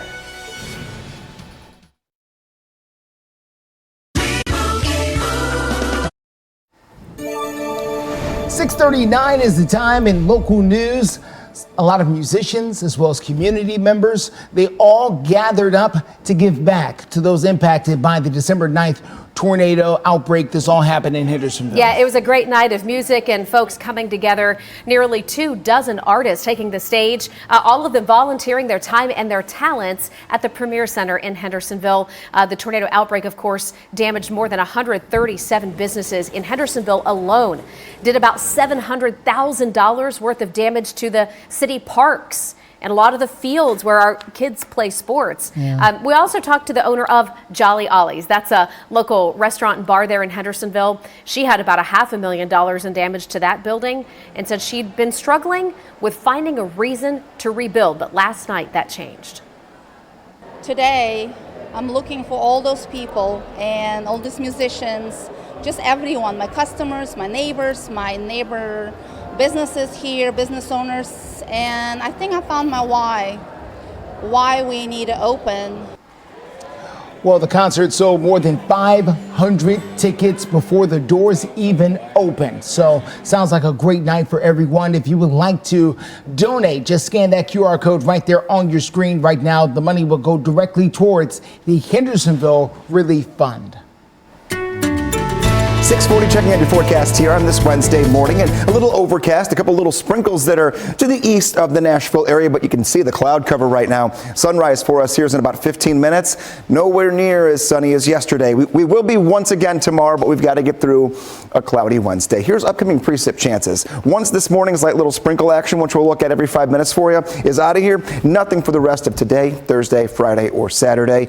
Dry to end the week. Sunny to end the week, and we got a warm up coming your way too. So kind of a 3 for 3 of good things this time around. No code red weather. Future track for us does take a little while to get the clouds away. But if you're outside, say when you're leaving work later today, around 3, 4, 5 o'clock this evening, That's your best chance to see a little bit of sunshine for today, but it will be unlimited leading toward the weekend. Your weekend's a two-parter. Saturday looks good. Sunday, not great. Rain moving in that I'll time out for you coming up in about 5 minutes. Clear traffic for you this morning. Let's get up to where the tow truck is now in place, taking care of that burned out SUV that was on fire around an hour ago on I-65 near the Cumberland River Bridge. So this will not be with us for much longer. They'll get this out of the way here shortly and make sure that all the traffic can resume a normal flow. You can see it there on the north side. As a matter of fact, even the red line has disappeared. So this is well in hand. We'll continue to follow things as it develops with Steer Clear Traffic live in Local Through 9. A big update as construction continues at Nashville Yards. More details on the plans for the city's latest entertainment venue. More than 100,000 people a year in the U.S. die from fentanyl drug overdoses. It's a serious issue across the country. The TBI, DEA, and Nashville Metro Police, though, successfully stopping 120,000 pills from entering Nashville just this week. Yeah, along with 24 pounds of meth. Fox 17 News reporter Karen Aguilar is at one of the locations where police were able to stop the flow of drugs. She tells us about the police chase and the importance of getting these drugs off the streets. Police say 3 out of these 4 suspects were driving off of I-24 East, that's that interstate behind me, onto the Old Hickory Boulevard exit in Whites Creek and stopped the SUV with several suspects inside for a traffic violation. Then a police chase started, which ended up with 4 of these suspects being arrested on charges of drug trafficking. These are their mugshots on the screen, and their names are as follows: Antonio Johnson, Derek Johnson, Ruth Bailey, and Latoya Kinnard. The charges include drug trafficking and tampering with evidence. The women are accused of trying to get rid of a large amount of drugs. They are the ones you see on your screen. In total, 120,000 fentanyl pills were seized with a ton of meth, and all of them need a lot of money to be bailed out. The TBI tells me since 2021, there has been an increase in the amount of fentanyl that has been seized here in Middle Tennessee. Nationwide, the U.S. Sentencing Commission says fentanyl trafficking offenders have increased by 460% since 2018. So this seizure is one of many by the Metro Nashville Police, DEA, and TBI in an effort to stop the fentanyl epidemic. Reporting in Nashville, Karen Aguilar, Fox 17 News, your Code Red station. Karen, thank you. The Nashville Yards, we talked about this yesterday, well, they're making some big moves for a new music venue, and it has a new name. Another day, another music venue. That's what I feel like. Yeah, I mean, you think about all the places where you could go see a concert in Nashville. You got Bridgestone, Ascend, Nissan, just to name 3, and then there's more coming. So what is this one going to look like? Well, Fox 17 News reporter Peyton Muse joining us live here in studio to tell us. Well, guys, so first off, the name of the venue is The Pinnacle, and the new music venue can hold about 4,500 people, and it's in the center of Nashville Yards on Church Street. That's that new development. Now, Southwest Partners, or SVP, and AEG announced the venue is named after Pinnacle Financial Partners. Pinnacle Bank is actually moving their headquarters into the new Nashville Yards, and they've been in Nashville since about 2008. The venue is the center of the new development, and it's the heart of it all. SVP tells us it's been a long time coming over the last almost 8 years. Everybody be able to walk around, be able to go from the front door of the venue, to be able to eat dinner, to be able to live in the apartments, to be able to occupy the office buildings. It will be here. The streets will be open. It'll be a really wonderful experience. Now, Joe Booker is the managing director of design and development for SVP, and he says the venue is built for music. That's its purpose, but other events will be held there as well. And they're really looking forward to this turning into a whole new entertainment district. And Pinnacle is projected to open the beginning of next year in 2025. In studio, Peyton Muse, Fox 17 News, your Code Red station. Peyton, thank you. 6:48 is the time. We're checking in our Code Red weather. No alerts today. Hopefully some sunshine. I don't know about you, I'm already planning ahead for Saturday. I'm planning ahead for Thursday, Friday, and Saturday. Yes. Weather's just a dog walk down the block and back. We've got real good weather ahead right now. We're not quite there yet, but it's not going to be a bad day. A couple little light sprinkles have popped up this morning. We've had our eyes on them. They are not organized at all. They're kind of meandering across the radar. Here's where they're at, and we'll give a best shot in making sure you know the potential places they may wind up next. Oh, look at that, Lebanon. You finally worked out of that shower that was over you. Gallatin, you're still in it. These haven't moved a ton in the last 15 minutes. They're relatively in the same spot. Let's take a look at Mount Juliet, though. You could get a couple of rain showers that do track in about the next 10 minutes. Keep that in mind. And then Smyrna, eventually Antioch, in toward Brentwood. But I don't see most of these continuing to meander to that direction. I see most of this ending up going like this, moving this way down toward the south and east in the coming hour or two. I'll keep my eyes on the radar for you. Nothing that we have to worry about. No thunder, no lightning, no severe weather. The three big bullet points here for today. Cool today, 45. We're starting off right now at about 41 degrees, so we don't get much warmer. Fairly overcast today, but warming tomorrow back into the 50s. That's when that sunshine comes around, and it's going to stick with us for a couple of days. Be like Erica. Make plans for Saturday. I promise you, you will enjoy the day. Take a look right here. 65 and mainly sunny. Waking up near 40 degrees. Can't complain about that, but as you wake up on Sunday, a few rain showers begin, and they will be on and off throughout Sunday morning and the afternoon hours as well. Weather Window, presented by the National Weather Desk. Temperatures may be warmer than average in Wisconsin, but it appeared there was enough ice to support ice boaters on Lake Winnebago.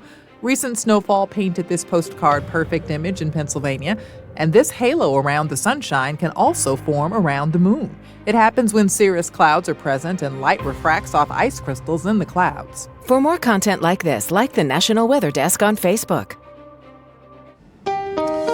Steer clear traffic out there for you this morning. A couple of things to tell you about. We're going to get started here at I-40 at Stewart's Ferry Pike. As you make that drive in, you can see where they've got at least one lane blocked off there right before the exit for Stewart's Ferry Pike coming in through the Hermitage area. Unsure exactly what's happened here, but I can tell you it's not good. If you're coming in from Mount Juliet and from Lebanon this morning, you want to use Lebanon Pike as the best way to steer clear of this. Central Pike may help you a little bit, but Lebanon Pike's going to be your main way to steer clear of this particular crash until they move it out of the way. The other thing we're following is now over near Dickson County, coming in through Kingston Springs. Is right on the Cheatham County, Dickson County line, we're told. That's where we've got a crash very close to Kingston Springs. 69 minutes overall is the drive time coming in from Dickson into downtown Nashville. Normally that drives around 45 to 50 minutes, so it's going to add some significant time. You can use Highway 70 as a good way to steer clear. Justin, thank you. We're talking about sports now because the University of Tennessee is under investigation by the NCAA for alleged violation of name, image, and likeness practices, okay, NIL. Right. So there are some reports that say the school's chancellor has penned a letter. We've had a chance to look at that letter, and she is not mincing words with the president of the NCAA, saying these allegations are flat out untrue and that the NCAA is trying to hurt student athletes. So the UT chancellor not having it. The NCAA's investigation, though, comes less than a year after the university was fined $8 million for recruiting violations made while Jeremy Pruitt was the head football coach. Also worth noting this morning, we've had Tennessee lawmakers, some of our local representatives sound off on this, saying that the NCAA has set a moving target with this NIL program, and it makes it hard to enforce, and that the NCAA also, again, according to Representative Zachary from East Tennessee, that the NCAA is trying to hurt student athletes in all of this. There's going to be much more to come with that particular story. We're also sticking with education because students in higher education institutions, well, they're dealing with another financial aid headache. Students will now have to wait longer to get their financial aid. The DOE, Department of Education, announcing data from the free application for FAFSA will not be given to colleges and universities until March. Well, data from the form was supposed to be sent over to higher education institutions starting this month. So that is a delay. This is the latest complication for the department and the FAFSA process. A rocky rollout of simplified form also causing an issue for students and families who just say, what are we doing here? 6:53 is the time right now. You've probably heard of zoos naming cockroaches after people's exes. We told you about that a week or two ago. But wait until you hear what one animal shelter is letting people do, kind of in that same line. And another round of farmers searching for love on Fox. We have a sneak peek at the second season of Farmer Wants a Wife. Don't miss it.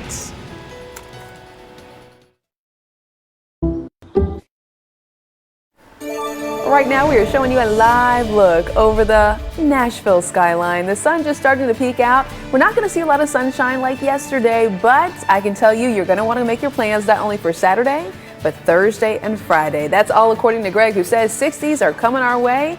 We just got to stay strong and make it through this Wednesday. I think we can do it. Hey, if you need some extra cash, now would be a great time to play our big game trivia contest right here on Fox 17 News this morning. If you can put your football knowledge to the test and get today's answer correct, you could win a $100 Visa gift card. All you have to do is grab your smartphone, scan the QR code that's on your screen. You get today's answer right, you're entered to win that $100 Visa gift card. Plus, you get the chance to win the $5,000 weekly grand prize. So we wish you all kinds of luck. Okay, I told you, 60s. Greg, we want to hear it. Our luck is changing in the forecast. Woohoo! Well, let's just get right to it. Here's your weekend, 65 on the left side of your screen for Saturday.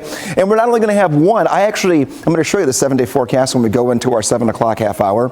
I've added degrees to a few days leading up to the weekend with some new things that I'm seeing. So a more optimistic forecast ahead. That 65 is a great day. We'll start off mainly sunny, a little bit cloudy by the end of the day, but don't go canceling any plans. Make every plan you can, because on Sunday, a little bit different, 55 degrees. Rain starts early in the day. It can start as early as 4 a.m. and then linger on and off throughout the morning and afternoon. Overcast on Sunday. This is the pick. I'm not saying you can't get outside on Sunday. We have no code red weather, no thunderstorms. But that rain potential does begin overnight, you can see on Sunday at 4 a.m. and it continues to linger throughout the day. How do you track it when you're on the go? Fox 17 Code Red Weather app. Take a look right there. QR code, and give it a scan. Go to either one of the app stores depending upon your device, and we'll make sure you know what is on the radar, but we'll also give you your hour-by-hour temperature and your 7-day forecast that we update for you multiple times throughout each day so you know what's coming your way. Okay, Greg, thank you. Speaking of knowing what's coming your way, we work all morning long to keep you ahead of the traffic so you don't get stuck wherever you're going. This is a live look right now. I-40 at Stewart's Ferry Pike. This is the leftover of a crash that happened a little while ago. This is, it would appear to be at least, in the inbound lanes to Nashville. The backup right now is almost... well, it is past Nashville shores. So if you're coming in this morning from, say, Lebanon, Mount Juliet, you could come in on Central Pike. That would be a good detour for you. Lebanon Pike would also be a good one, or just Stewart's Ferry Pike, so you don't get stuck in the backup, which is several miles long. Not monitoring any other major crashes in the mid-state right now, but I am seeing a slowdown on other parts of your morning commute, like I-40. Coming in this morning from Dickson, gets a little slow as you are approaching Bellevue. February 1st is tomorrow, which means Valentine's Day is right around the corner. And a New Jersey animal shelter says maybe you want to name a feral cat after your ex. Yes, I said that correctly. And then they will go ahead and neuter that cat for you. For a $50 donation, scorned lovers, they say, could honor the person who perhaps broke their hearts by giving their name to a cat. Okay, the money is going towards a good cause. The donation will then go towards the animal's spaying or neutering procedures. So they're trying to do some good here. This is all part of the organization's Trap, Neuter, Return program. You know, you got to think creatively, so to speak.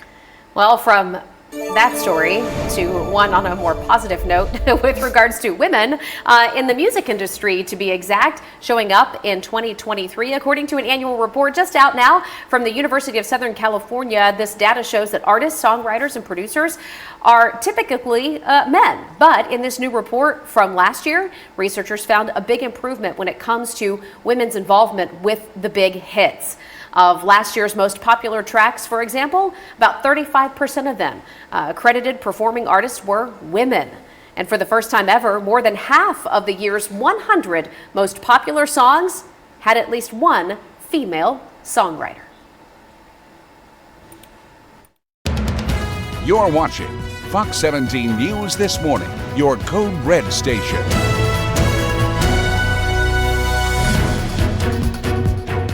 We We are waking up here this morning, and welcome on in here. 7 to 9, only local live news source for you. And we've got a good looking forecast, one of the best we've seen in months. Stick with us in here in just moments. Steer clear traffic takes us to I-40 near Stewart's Ferry Pike over on the Hermitage side of town. Caused a bit of a slowdown with that crash. We're going to tell you the best ways to steer clear. And we do want to start by thanking you for waking up with us here on a Wednesday morning. For Fox 17 News, I'm Erica Glover. And I'm Jennifer Waddell. We're glad to be your live local news source, always here for you through 9 a.m. And a story that we've been following locally from overnight takes us to Robertson County, where we're getting some updates to breaking news from earlier this morning. Yes, we are getting some more updates, as you said, out of Robertson County. That is where Smoky Barn News is reporting that a man was killed by Springfield police officers. So we're going to show you video of the scene here on your screen. This is courtesy of Smoky Barn News. They're telling us that Springfield police were called to Blair Street around 11 p.m. for reports of a stolen car that had crashed right in the middle of this road. So again, we're showing you some video. Once they arrived, officers say the man driving the stolen car began shooting at them. Officers say they returned fire, ultimately hitting the suspect. He was taken to the hospital where he then later died. Smoky Barn News also reporting a second shooting happening just a couple of blocks away around the same time. However, police have not confirmed whether the two shootings are related. We do know, we've learned from the TBI this morning, though, with regards to that case, that they are investigating this. It's an active case that they're looking into right now, so they've confirmed that independently with Fox 17 News. Also new this morning, breaking news from overnight in a shooting that sent one person to the hospital. This is on Nolensville Pike. We've got it mapped out here for you. Metro Dispatch confirming to Fox 17 News it happened right around 12:30 this morning on Nolensville Pike. One person did go to the hospital, we understand, in somebody's car. So in other words, somebody drove them to the hospital. Details limited right now, but we'll continue to keep you updated both on air and online at fox17.com. Right now, though, in Operation Crime and Justice on Fox 17 News, Metro police officers are investigating after someone found the bodies of a mother and child in a North Nashville apartment. Here's what we know so far. The discovery happening in the Haynes Garden Apartments, that is near Whites Creek Pike. According to Metro Nashville Police, there is no evidence of foul play, but the police report states that there is evidence of drug use on the part of the woman who was discovered at this scene. Right now, Fox 17 News are making calls and working to get more updates, and we'll be sure to share any information on air and online at fox17.com. Also in Operation Crime and Justice this morning, people living in North Nashville are blaming crime in that area on a corner liquor store. But an attorney representing that business says the claim is way off base. Adam Dredd represents Northwest Liquors and Market at the corner of Clarksville Highway and Buchanan Street. People who live nearby think this place is a magnet for crime, and they're asking city leaders to label it a nuisance and put a padlock on the door, which the city has done many times before at other businesses. Adam Dredd, though, blames an abandoned home in that area for the crime and is calling for more police officers. We have a lot of new neighbors, and we're glad they've moved to Nashville, and they have bought houses at a wonderful price, and they've torn them down and renovated them, and are trying to help the neighborhood. Unfortunately, city-wise, we're not at the same pace. By the way, the Metro Codes Department says that they inspected that abandoned home back in June and found everything to be in order there. So we'll continue to follow this story as it does impact the North Nashville community. You can find those updates on air and online. Right now, though, sending it over to our Code Red meteorologist, Greg Bobus, who's got a better looking forecast once we get through today. Today, not even bad, but we just get so much better that a lot of good things to look forward to. Clearing out of some cloud cover. You're going to look outside, and it's going to look a little bit gloomy here this morning. There will be a few light sprinkles that are on and off in the radar that they might last 10, 15 minutes, then it's gone. We're in that kind of a pattern right here. There's not much on radar, but we'll take a look at it. We'll make sure whatever is out there, you know where it's at and want it to be out of your neighborhood, and person next door has to deal with it. Taking a look here this morning, the big picture is that we are a little bit chilly, but not as cold as yesterday morning. No slick spots for us here and no frost on windshields. So even though we're overcast, we're right near 40 degrees right now. Below average this afternoon, temperatures barely into the middle 40s if we're lucky. So we don't see our temperatures move much more than where they're already at to kick off today and go into the afternoon. More cloud cover, man, that's going to stick around, but no major rain or snow until Sunday into Monday. That puts us in the all clear for code red. And here's your 7-day forecast. I have added a few degrees to a couple of days here. 45 today, 59 degrees tomorrow, 61 on Friday, and 65 on Saturday. Nighttime temperatures, though, still going to be in the 30s for the next couple of nights. Steer clear traffic for you this morning. Let's take a quick look at a couple of different things. Let's get started here with I-40 very close to the Stewart's Ferry Pike exit. You can see where there's a crash here on the shoulder, slowing things up, and that is causing a slowdown coming in from Mount Juliet this morning. Look at this, 71 minutes. That's a long time coming in from Mount Juliet through Wilson County this morning, so give yourself extra time. You want to use Highway 70 if you can, the best way to steer clear. Let's take you over towards Kingston Springs. We've got a long drive ahead of you over there, 73 minutes because of a crash very close to Pegram. You can take Highway 70 to steer clear. If not, you're going to be in for a slow go coming in from that side of town.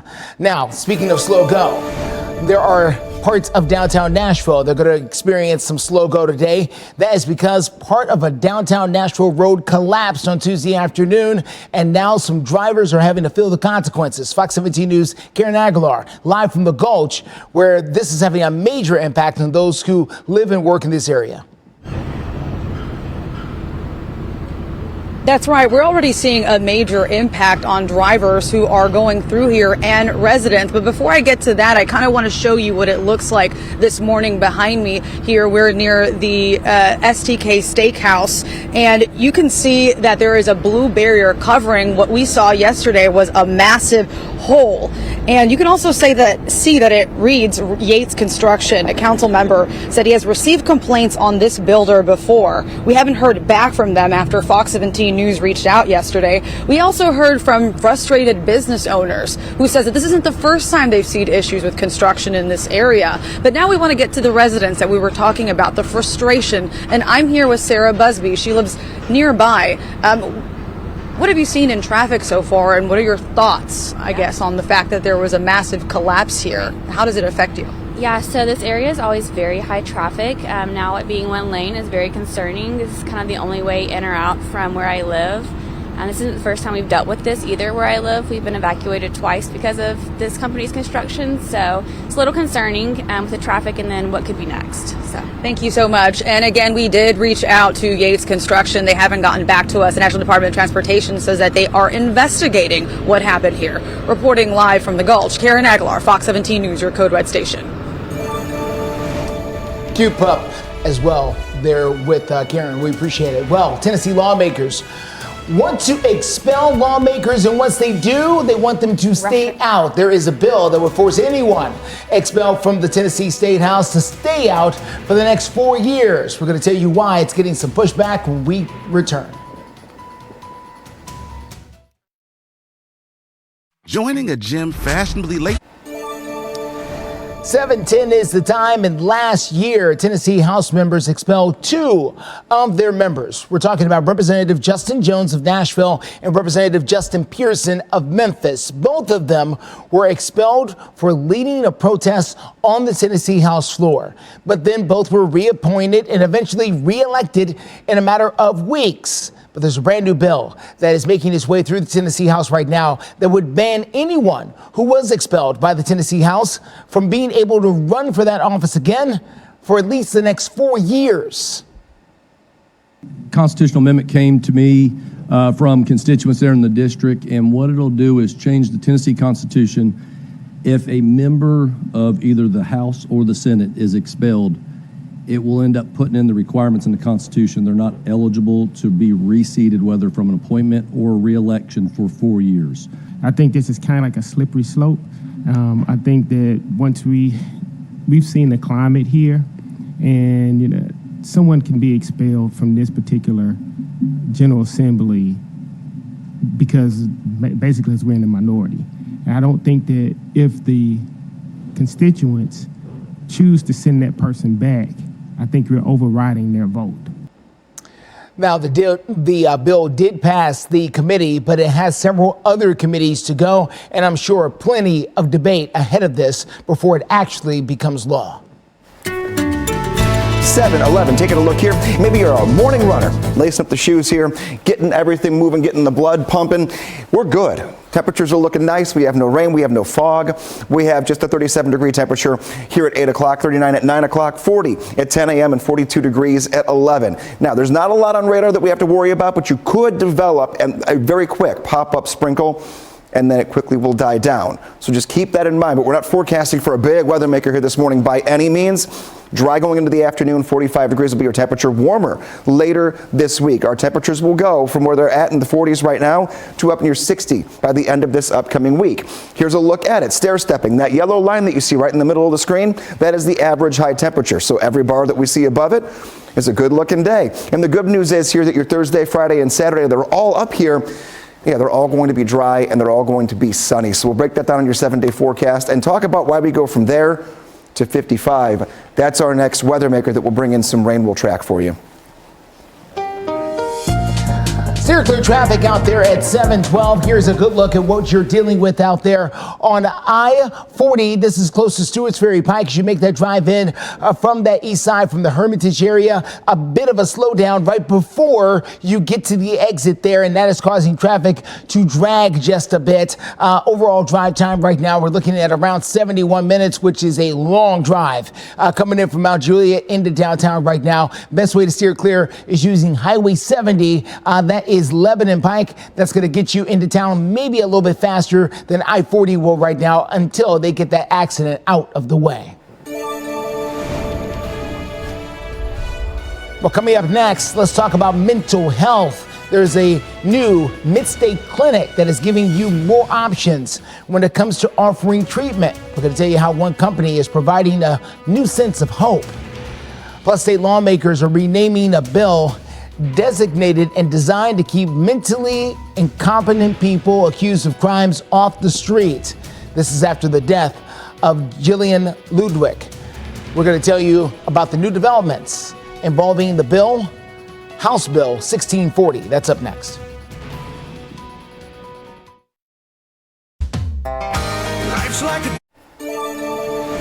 This bill will now, with the adoption of this amendment, will be called Jillian's Law. In local news now, our state lawmaker is renaming a bill, and we're going to tell you more about this. The bill designed to keep mentally incompetent people charged with crimes off the streets. This comes after the death of Jillian Ludwig. Yeah, in fact, this measure would be called Jillian's Law. Jillian is the Belmont University student who died in November, and her death is what inspired this legislation. Although I will say there have been many other crimes across the state of Tennessee that could fall into this category.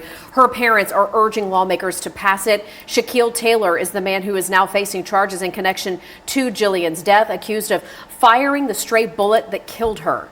Now, Jillian's Law, as it's being called, approved by a subcommittee and is now headed to the House Criminal Justice Committee.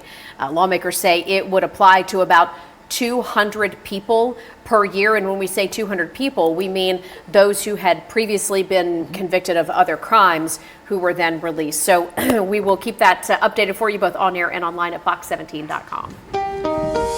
Steer clear traffic for you this morning. Let's get you to the very latest happening there on I-40 near Stewart's Ferry Pike. As you make that drive in from Hermitage, we are still dealing with that slowdown here because of a crash on the side of the road, and it is backing things up towards the Mount Juliet area. You can take Highway 70, Lebanon Pike is the best way to steer clear. We're also watching slow traffic in from Antioch. No crashes so far that we've detected, just normal congestion, and that drive in from Murfreesboro is now well over an hour. You could try Murfreesboro Road is the best way to steer clear, but we're going to continue to keep you updated as we run into new things out there on the road. Well, speaking of new things on the road, you're seeing those all the time as potholes are a big part of the problem out there, and we are on pothole patrol this morning. Emergency repairs are being made across the mid-state, and those efforts are out there as drivers are trying to duck and dodge some of those potholes to avoid that bent rim or flat tire. Let's get over to Fox 17 News' Peyton Muse with more on exactly where they're attacking the problem. That's right, Justin. So we asked some of you guys on Facebook where some of the worst potholes are, and we've got Gallatin Road, Briley Parkway, and Lebanon Pike, just to name a few. And Nashville's Department of Transportation tells us more than 1,900 potholes have since been repaired since last week. 1,992 to be exact. Just yesterday, they repaired almost 1,200, and crews are working very hard, clearly, to get the roads patched up. And the mayor's office is asking everyone to slow down on the roads and give crews room to work. And NDOT says so far there's more than 500 requests for pothole repairs on Hub Nashville. And if you see a pothole and you want the city to know about it, go online at hubnashville.gov. And they also have an app that you can use as well, or you can call 311. Reporting in studio, Peyton Muse, Fox 17 News, your coded station. Good. That's great information. Yeah. And by the way, so Peyton was speaking to the Nashville Department of Transportation efforts. TDOT's a completely separate, beast, if you will, and they handle the interstates. Hey, we have 3 dogs of the day today. We have 3 beasts right here for you right now of the day. Taking a look. 2 of them right here that were sent in by David and Sherry Ray. We have Callie and Tootsie hanging out. Hopefully watching the newscast here this morning. Taking a look, 39 degrees at 9 o'clock, 44 at noon, 47 at 3 p.m. So good time to go out and do the business at any point today, or go out for a walk later on this afternoon. Dog of the day, another one is Daphne, sent in by Chris from Hendersonville. Daphne's not wanting to walk right now. Daphne is wanting to just hang out and relax. 39 again does go to 47 degrees. So if you are going out later in the day, we don't get much warmer than where we're at right now. The next few hours very stagnant with some cloud cover out there. Keep that in mind. This is the coolest day until we get out of the upcoming weekend. How do you send in your photos? You go to Facebook.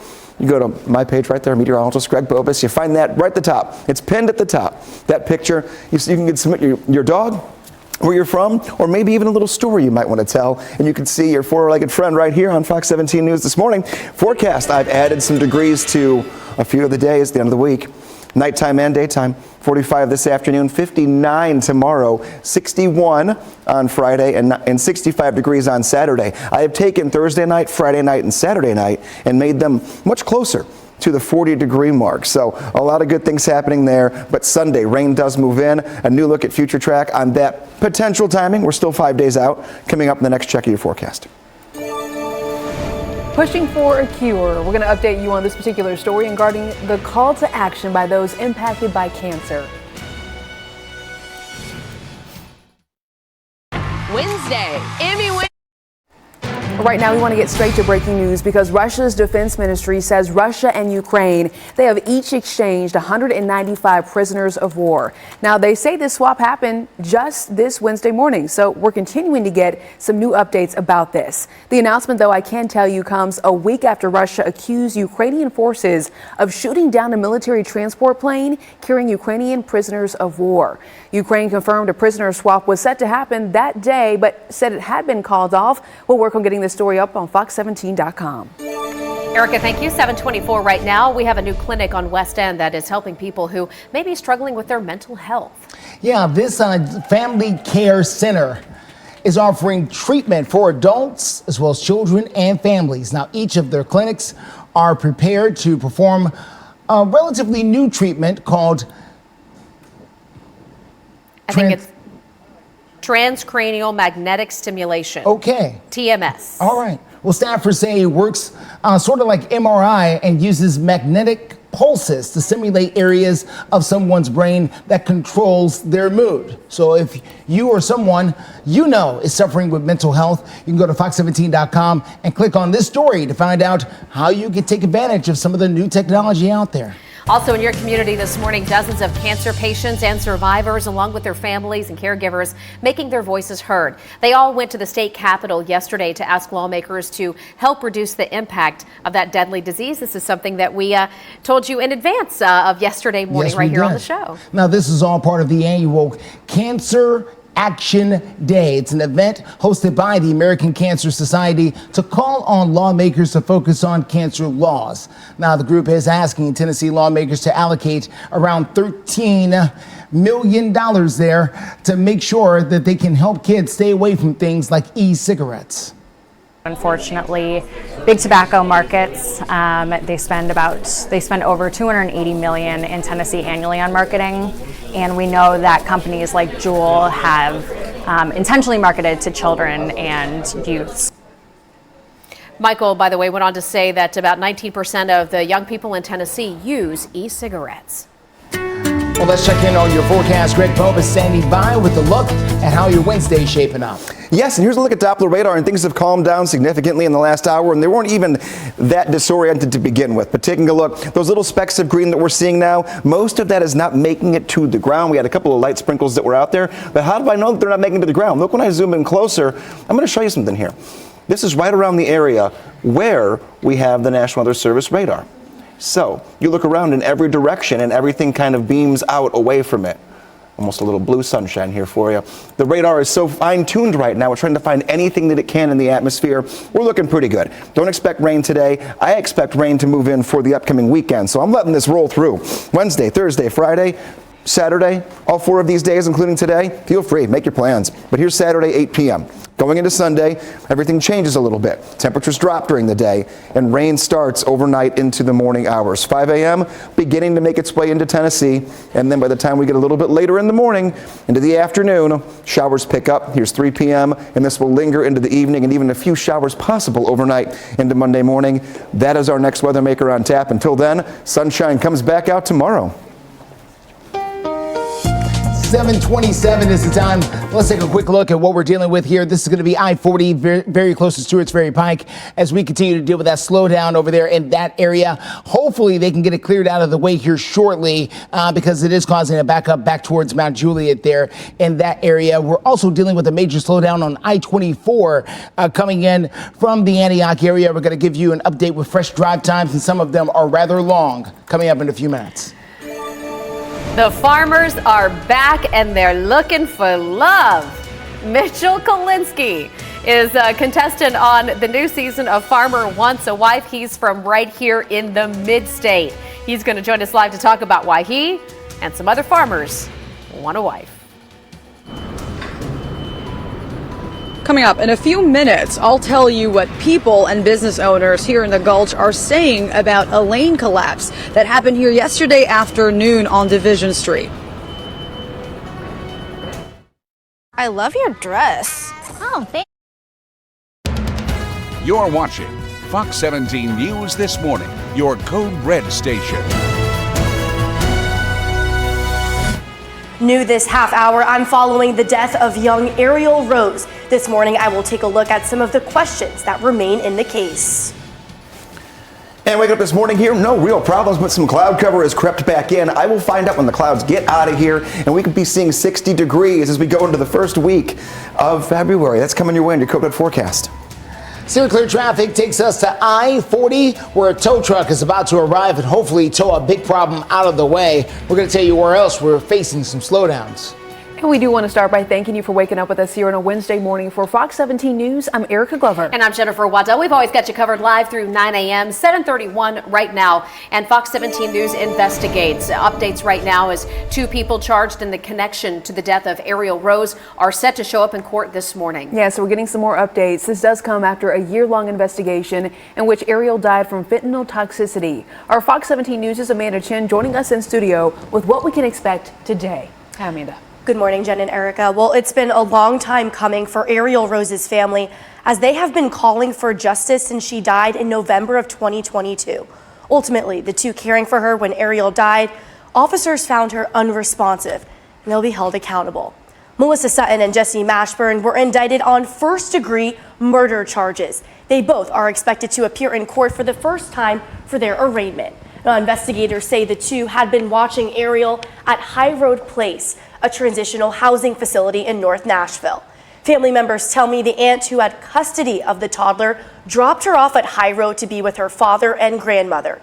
The autopsy shows Ariel had 12 times the lowest reported lethal dose of fentanyl in her system. Now, there are other folks that want groups to be held accountable as well, correct, Amanda? Yes, exactly. While Ariel's grandfather is suing the nonprofit, the facility where she died at, they were running the area where she died, and then also those defendants who are kind of, fighting in court, they want other people to be held responsible. So they're calling for the Department of Children's Services, the aunt who had custody of Ariel. They're calling for them to have some accountability as well in all of this. And I do want to mention that Sutton and Mashburn are also part of this civil lawsuit as well. So there are criminal charges against them, but there's also a civil lawsuit as well. All right, so we'll get those updates later today with this court appearance. Amanda, thank you. 7:33 is your time right now, and we'll send it over to Greg Bovis, our Code Red meteorologist. And Greg, so thankful to not see a Code Red weather alert in sight. Sunshine. Tell me about it. Yeah. Isn't it? It's We great. saw blue sky and that yellow thing in the sky yesterday. How good did it feel? Now we're going to see it tomorrow. We're going to have it on Friday, Saturday. The next 3-4 days are going to be fantastic. We don't have any Code Red weather. This is the week we deserve after the January that we had leading up to this week. Next weather maker, though, always looking ahead, it's going to be on Sunday. So we'll already have an advanced timeline of that for you coming up in a few. But for today, cool to start. We're in the low 40s. We'll only be in the middle 40s this afternoon. Warming up, though, going into your Thursday. We'll talk about maybe 10 degrees warmer in some spots. And then finally, the sun is out. Mornings, however, are going to stay cold no matter what happens during the afternoon. So today, below average by about 4 or 5 degrees at 45 for the high. We'll go from 45 degrees for your Wednesday to 65 degrees for your Saturday. And it's a stair-step process to get there. 59 on Thursday, 61 degrees on Friday. Those nights do stay a little bit colder. That's a nice stretch of weather, though. Now, we will talk about that Sunday rain chance and what it could mean for any plans you have on Sunday coming up in a few moments in the next check of your forecast. Steer clear traffic at 7:34. Let's take a quick look outside if we can. This is going to be a live look here at I-40 as you get towards Stewart's Ferry Pike. We've got the tow truck in place about to tow this car out of the way, and hopefully it will start to free traffic up as you make that drive in from that Wilson County, Mount Juliet area, because it's been a slow go for most of the morning because of that crash, or at least in part because of that crash. Here's a slow go coming down I-24 near Hickory Hollow. We've got let's see if we can find it right here. Yes, a disabled tractor trailer right there on the shoulder of the road that's causing a bit of a slowdown there. Overall drive times are ugly. Here is a look right here. Dickson, 73 minutes. What in the world? 78 minutes coming in from Murfreesboro. Mount Juliet looking at 63 minutes. Hopefully that drive from Mount Juliet will ease up once they tow that car out of the way that's on the shoulder of the road. This drive in from Mount Juliet will ease up as we get closer to our 8 o'clock hour. Well, we are following the very latest thanks to that road collapse that happened at Division Street in the Gulch. Fox 17 News, Karen Aguilar is live down there with the very latest on what people who live and work in that area need to know. Good morning, Justin. Well, this morning, we can't see the damage from that lane collapse that happened right here behind me on Division Street near 12th Avenue South. And that's because there is a blue barrier that is covering where that collapse happened. The car kind of moves slowly. You can see that it says Yates Construction, a construction company that residents tell me have been causing a lot of problems out here. Now, I also want to say that I took a peek behind that barrier and it looks like it's paved up now. However, yesterday was a completely different story. Take a look at your screen. It was a massive hole from that collapse taking over the road. It's made an impact in this area, causing traffic concerns and more. The National Department of Transportation says it's all because of work done by Yates Construction. Again, we've heard from residents it's been an ongoing issue and also for business owners. Take a listen. Since March of last year when the construction started, it's been nothing but a nightmare. I hate it. And this is just going to make it that much worse. Fox 17 News reached out to Yates Construction for comments, and we haven't heard back yet. Reporting live in the Gulch, Karen Aguilar, Fox 17 News, your Code Red station.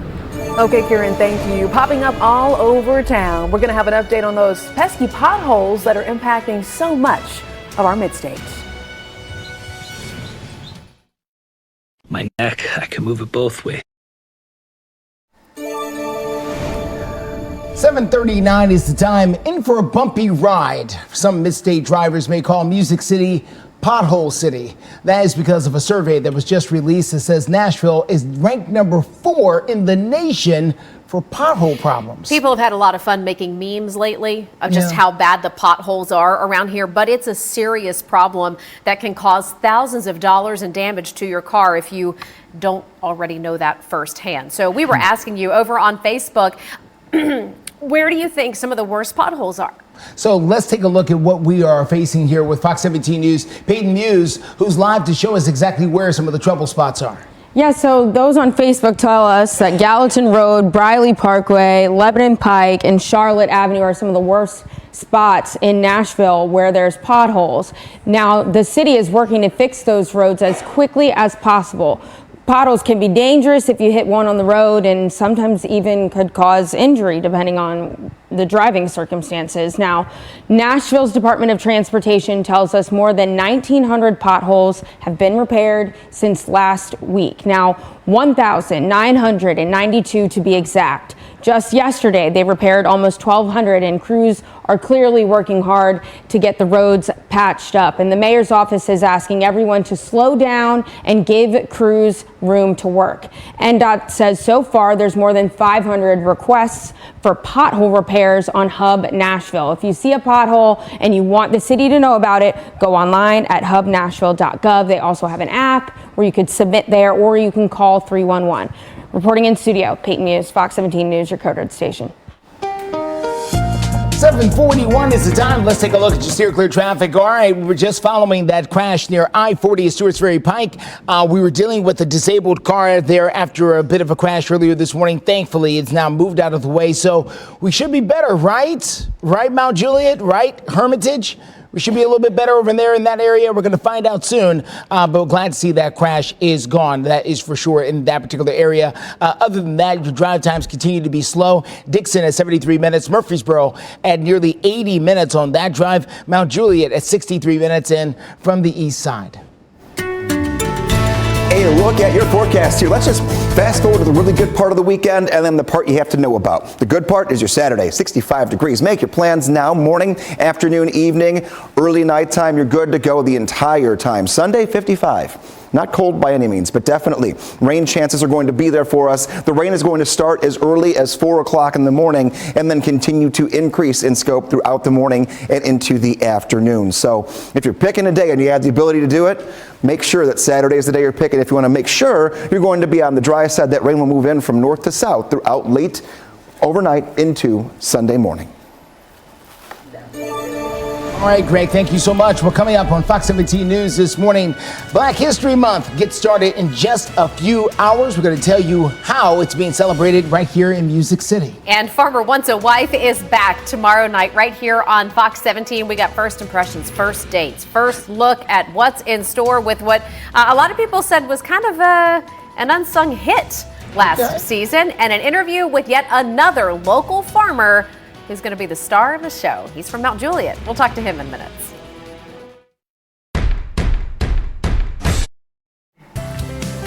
In your community, there is a community united and just standing Tennessee strong. That's what it's all about. Musicians and community members are giving back to those impacted by the December 9th tornado outbreaks. Yeah, we go to Hendersonville for this story of positivity and encouragement here this Wednesday morning. About 24 artists volunteered their time and their talents on the stage at the Premier Center for the Hendersonville Rising concert.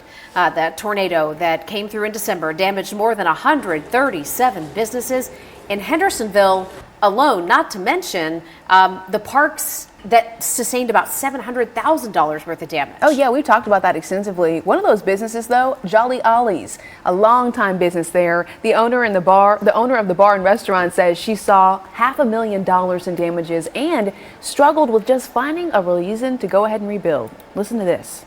Today, I'm looking for all those people and all these musicians, just everyone, my customers, my neighbors, my neighbor businesses here, business owners, and I think I found my why we need to open. She found her why. We love to hear that. The concert is selling more than 500 tickets before the doors even open, and there's still time to get involved. Yeah, so if you'd like to donate, you can scan the QR code that we have right here on your screen. What you'll do is open up your smartphone camera, hold it to that little square there, and it'll give you the link to donate. All the money raised goes directly to the Hendersonville Relief Fund. Greg, I just took a moment to step outside during commercial breaks. It's chilly, but the sun is out, and that's all I really needed today. Yeah, the sun is trying to win that battle today. I mean, it's been fairly overcast, but you're going to get those little hints of it here and there. It's not going to get much warmer, though, Erica, than it is right now. We're in the low 40s. Just know that if you're heading out later today, even 5-6 hours from now, you may be 2 or 3 degrees warmer than how we're starting the day. So this is one of those transition days where we had the clouds move out yesterday for the sun. We had that very weak weather maker that attempted to give us some rain and kind of fizzled out, tracking over us. But now we're in the back half of that, and everything gets great tomorrow. Clearing out, so we'll stay all clear for Code Red. Taking a look, it is chilly. No slick spots. We had no frost on windshields this morning. And now that we're well past sunrise, that's not going to be a thing we have to worry about. 45 today, average is right near 50, so we'll call it a cooler day. And it is a little breezy. And the wind direction is always key when it comes to this time of the year. The wind is out of the north. You will notice it. It'll make it feel even a little bit cooler at times throughout the day. Like I mentioned, throughout lunchtime, we don't really see much of a change. Right side of your screen, current temps are there, and they're in the 30s and they're in the 40s. This is one of those kinds of weather pattern stagnant days, but there we are. If there's one thing to say that makes you smile today, later this week, we're going to be warmer and even sunnier. And we kind of deserve this forecast here to start off a brand new month with a brand new pattern and get all that January nonsense we have with all the snow, the ice, the dangerous cold, and the flooding. First day of February, going to be 59 degrees. We'll go 61 degrees on Friday, 65 degrees on Saturday, and then Sunday, we've been talking about that weather maker throughout the entire morning. If you've been with us, we'll keep our eyes on any new developments, and we'll keep timing it out for you so you know what to plan for your weekend. Circular traffic this morning. Let's get you to I-65 at the 24 junction there on the north side. As you can see, traffic is moving, but we do have a disabled vehicle there on the shoulder of that road as you make that drive in. So heads up in that area. We'll continue to watch that and let you know exactly what we find as soon as we get more details with that. We're also watching this. It's a bit of a parking lot developing coming in from Franklin this morning. This is 65 at Boris Lane on that drive. No big problems that we can tell. In front of this looks to be just congestion, but it's causing a big slowdown. Overall drive times look like this. Dickson coming in at 61 minutes. Murfreesboro, 76 minutes on that drive. Hendersonville into downtown at 45 minutes on that drive. So make sure you add some extra time to your drive before you get out there on the road. Justin, thank you very much. 7:49 is the time right now. Black History Month starts tomorrow. Celebrations already underway in Nashville, though, especially when it comes to the arts. The National Museum of African American Music holding a gala reception and award ceremony. Fox 17 News reporters catching up with some of the attendees on the red carpet. It's our history, it's gospel, it is the soil of who I am as an entertainer, as a singer, as a woman, and I'm here to pay my dues to what has worked for me. It celebrates our history, our legacy, who we are, you know, from baseball museums to the art of African Americans, so I'm just glad to be a part of who we are. If you'd like to read more about this story and some of the awards given out, you can head over to fox17.com. Hey, at Fox 17 News, we are covering some breaking news, getting you some updates when it comes to our local economy. And pay and benefits for America's workers slowing down last quarter. It's a trend that could impact the Federal Reserve's decision about whether to begin cutting interest rates, and that does impact all of us. The Labor Department announcing today that compensation increased 0.9% from October to December. That is down from a 1.1% increase in the previous quarter. So giving you a lot of numbers. The Federal Reserve considers that rate one of the most important gauges of wages and also benefits. The Fed is holding its first interest rate meeting of 2024 tonight. And they have already signaled they expect 3 rate cuts this year. A lot more updates to come with this story. Hey, if you need to snag some extra cash, we've got the big game trivia contest going right now here on Fox 17 News this morning. Well, what's it all about? If you have football knowledge, you can put it to the test and get a $100 Visa gift card. Scan the QR code that's right there on your screen. That when you do that, it'll give you the link to register and answer today's trivia question. You get it right, you can win that $100 Visa gift card, plus be entered to win the $5,000 weekly grand prize. And we also want to let you know the clock is ticking on Zoolumination. how much longer you have to see the nation's largest Chinese Lantern Festival. That's right here in Nashville. Also, how you could win the chance to visit for free. And just a moment of gratitude to say thank you for waking up with us here on Fox 17 News this morning. We've always got you covered live through 9 and a beautiful live look from downtown Nashville. Sun shining off the buildings. We'll take what we can get. And we're going to be here for you for the next hour. Stay with us. True or false? Welcome back to Fox 17 News this morning. 7:54 is your time right now. Middle Tennessee farmer taking a shot at love in the new season of Farmer Wants a Wife. The show is back tomorrow night on Fox with first impressions, first dates, and a first look at all of what's in store. All right, so joining us live this morning is a first-generation Mount Juliet farmer, Mitchell Kalinsky. Mitchell, good morning to you. Well, you sure do look the part. Thanks so much. Good morning, y'all. Hope you're doing well. We're doing great. All right, how in the world did you end up on this show? I got reached out to, and I was obviously ready to go on this crazy life adventure. We had a farmer from Middle Tennessee on the show last season. Have you two connected? I have, yes. Alan's a great guy.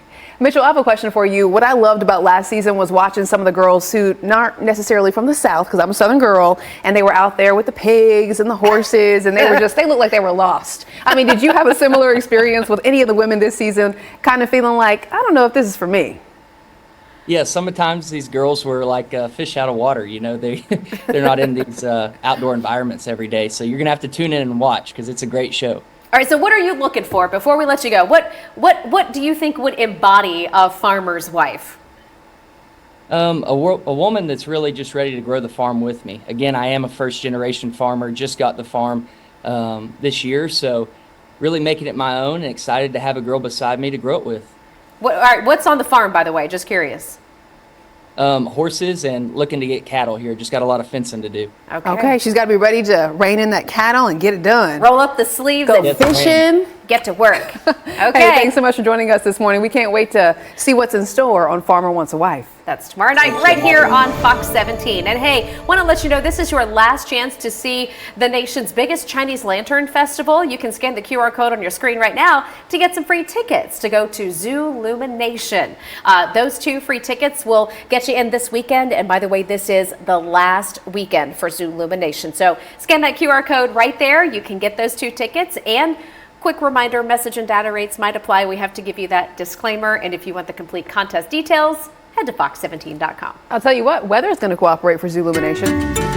I mean, it couldn't be better for this being the last weekend of it. I think it's almost perfect. But we're always tracking what's the next weather maker, and that will come on the back half of the weekend. For right now, we're having the sun try to do its job here and get rid of the clouds. They're kind of battling in the sky right now. Temperatures have not moved in the last 4 hours, but we had no visibility problems. We stayed a little bit warmer. We had no frost on windshields. We have no weather maker for us here today. The next one is going to be the upcoming weekend. So grab the cup of coffee, keep the temperatures right where they're at. You can see they're going to stay throughout the 30s throughout this morning. We have a sunset of 5:12 later on today.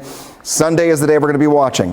I'm going to give you a sneak peek ahead, and this is going to update for us going into 8 o'clock. So you'll have even newer information. But Saturday, 8 p.m., rain begins to get closer, and then it moves even closer than that by 5 o'clock. This is not going to be a code red day. This is not going to be a day of severe weather. This is not going to be a day where we have to worry, but it will be a nuisance if you're trying to plan to be outdoors. The afternoon, 3 p.m., rain begins to move in, and it will linger for a good portion of the rest of the day and into your Monday, and then temperatures drop off once again. So a lot of new information will be coming in here the next half hour that we'll share with you in just a few minutes. Steer clear traffic for you this morning at 7:58. Here's a quick look at what we're dealing with here. This is going to be a live look at Vietnam Veterans Boulevard, making that drive down from Sumner County out there. Things are rolling along okay, but we are dealing with a slow go here at one particular section. So heads up as you make that drive out and about there, coming down from places like Hendersonville, Goodlettsville, and Gallatin. This is going to be part of your drive. We're also dealing with that slow go coming in from Franklin. Again, no accident, just congestion, making that drive in from Franklin to downtown around 35 to 40 minutes right now, depending on where you're coming from. We're going to continue to watch the roads for you. Promotional consideration for this program provided by Ponce Law. Do you know someone who is a hometown hero in our community just doing some good? Because if you do, all of us here at Fox 17 News, we would love to share their story. It's been our honor and privilege to showcase all of these folks for the last few years. We're going to continue into 2024, nominating and awarding one person every month as a hometown hero. Like Erica said, these are just everyday people doing extraordinary things in our communities. And the way that you nominate your hero is to go online to poncelawcom/hometown hero. What you'll do when you go there is click on Hometown Hero. You'll tell us a little bit about yourself and then tell us more about the person you are nominating. And again, each month we award a new hero $1,000. Promotional consideration for this program provided by Ponce Law. Heading over to fox17.com this morning to check out what's trending. The number one story is the update that we have for you on that deadly crash that shut down I-24 in Murfreesboro yesterday morning. We have learned more about the person who died. A young woman lost her life in that crash. That's the number one trending story. The second story that's getting a lot of attention right now, and again, this is on the right side of our homepage, the 4 teenagers arrested in connection to a string of armed robberies in East Nashville. So if you'd like to get updated in your community there, head to fox17.com.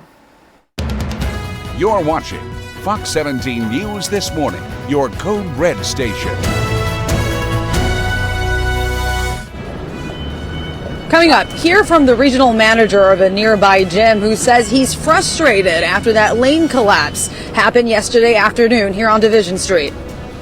A bit cool, mix of sun and clouds for right now when the sunshine dominates the entire forecast and a string of some 60-degree days before the end of the weekend. That's coming up in your forecast. And steer clear traffic updates every few minutes in our next hour, making sure you can get where you're going on time. We do want to start, though, by thanking you for waking up with us here on a Wednesday morning. For Fox 17 News, I'm Erica Glover. And I'm Jennifer Waddell. We are glad to be your live local news source through 9 a.m. And we do begin with a breaking news update to a story we've been following all morning. Yes, Jen, this story is out of Robertson County, where the TBI has just confirmed to Fox 17 News they are now investigating after police shot and killed a man in Springfield. This had happened overnight. Now we're going to show you some video on your screen. It's courtesy of Smoky Bar News. We're learning that Springfield police, they got the call to Blair Street around 11 p.m. about reports of a stolen car that ultimately crashed right there in the middle of the road. Once they arrived, officers say the man driving the stolen car began shooting at them. Very scary. Officers say they then returned fire. Well, that man went to the hospital where he later died. Smoky Bar News also reporting, though, a second shooting happening just a couple of blocks away around the same time. Police, though, have not confirmed whether those two shootings are in any way related. And breaking news from overnight in Nashville, a shooting on Nolensville Pike that sent one person to the hospital. Our Fox 17 news team putting together this map to show you the exact location. This was around 12:30 this morning there on Nolensville Pike near the intersection of Ocala Drive.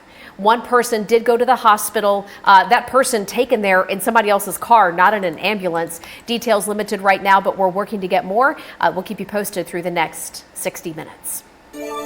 Right now, though, in Operation Crime and Justice, we want to let you know that Metro police officers are investigating after someone found the bodies of a mother and child in a North Nashville apartment. A difficult story to share with you, but the discovery happening over in the Haynes Garden Apartments, that is right near Whites Creek Pike. According to police, there is no evidence of foul play, but police do say there is evidence of drug use on the part of the woman who was discovered there. Right now, we are working to get some more information, making those calls, and we'll be sure to share any updates we get. And we will stay in North Nashville for this next story. Operation Crime and Justice says folks living in North Nashville are blaming a corner liquor store for an uptick in crime in their neighborhood, but an attorney representing that business claims that is way off base. Adam Dredd is representing Northwest Liquors and the market right there at the corner of Clarksville Highway and Buchanan Street. People who live nearby say this place is a magnet for crime, and they're asking city leaders to do something about it. They want it labeled a public nuisance, and they want padlocks on the doors, which, by the way, Metro does have the authority to do. Adam Dredd blames an abandoned house in that area for the crime and is now calling for more police officers. We have a lot of new neighbors, and we're glad they've moved to Nashville, and they have bought houses at a wonderful price, and they've torn them down and renovated them and are trying to help the neighborhood. unfortunately, city-wise, we're not at the same pace. Fox 17 News has reached out to Metro Codes. They are telling us they did inspect that abandoned house that the attorney is referencing. They did that last June, and they claim that everything was in order at that home. Hey, look at your forecast here on a Wednesday morning, and things are shaping up very nicely here to round out the rest of this week and get into the weekend. A little chilly today. You'll feel a little bit of wind. You'll factor that in with temperatures that are in the 40s all day long, but then tomorrow the warming trend starts, and the almost nearly unlimited sunny Thursday comes back into the calendar. Taking a look here, who is ready for some more sunshine? If you raise your hand, or if you just thought it or just went like that, sitting on the couch, we're all with you, or at least I know a lot of us are after the month we had in January. Arrow stays right there. No code red weather. Late week warming trend.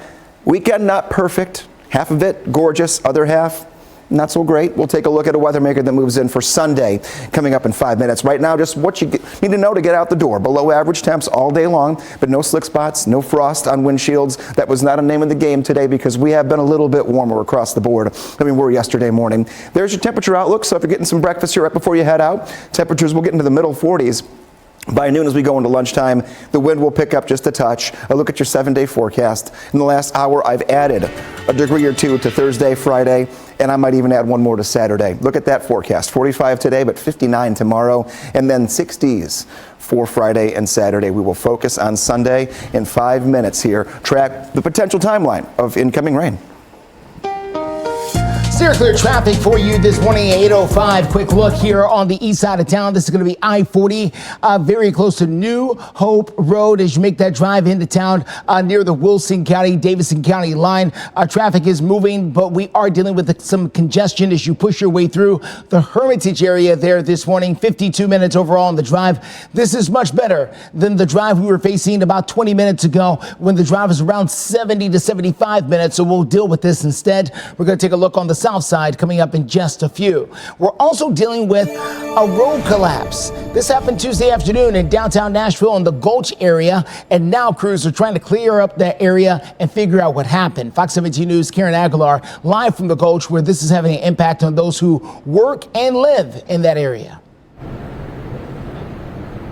Right. Well, it happened right across the street here on Division Street near 12th Avenue South. Now, you can't see the damage, but what you can see on that blue barrier is the name of a construction company that we've had a lot of complaints about, Yates Construction. In fact, the councilman for this area tells me that he's received a lot of complaints as well, even putting a work stop order for the construction that's going on behind me. Other people I've spoken with say that they're just frustrated, not just about this one isolated event, but just things happening over and over again with this construction company. And I am here with Nick Friedel. He's the regional manager of Rumble, a nearby gym, who tells me, what is the impact of this on your business? It's been really frustrating, not just this one isolated incident. It's been multiple with the building across the street here too. It's made it really difficult for our customers and our clients to get to the studio, not just in the morning, but at all hours of the day, given with the traffic already through the Gulch. And what are you hoping to see? I mean, this construction company is obviously still building. They're building right in front of us. What are you hoping to see? Love just to communication, one thing. We don't get any communication from the construction company on when they're building, when they're closing our streets down, and that really impacts us as a business, and not just us, but all these businesses across the street here as well. Clear communication would be really great. Absolutely. Now, the National Department of Transportation is investigating what happened and is trying to figure out what the structural engineering portion of it is. We also reached out to Yates Constructions ourselves, and we haven't heard back yet. Reporting live in the Gulch, Karen Aguilar, Fox 17 News, your Code Red station. All right, Karen, thank you so much. Well, some Tennessee lawmakers want those who are expelled from the Tennessee House to stay out. We're going to tell you about a bill that would force anyone expelled from the House to stay away for a little while. We'll be right back. Can this breakdancer sing? 8:10 is the time, and last year, Tennessee House members expelled 2 of their own members. We're talking about Representative Justin Jones of Nashville and Representative Justin Pearson of Memphis. Both of them were expelled for leading a protest on the House floor.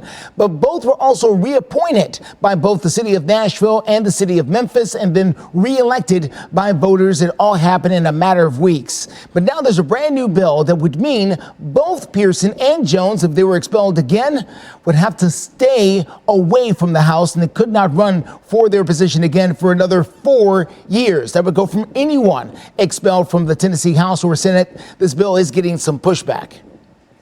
If the constituents choose to send that person back, I think you're overriding their vote.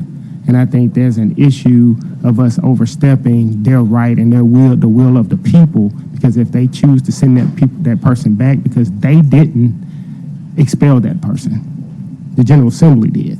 And if they choose that person to represent them, I don't think that we should, as the General Assembly, step in and do this.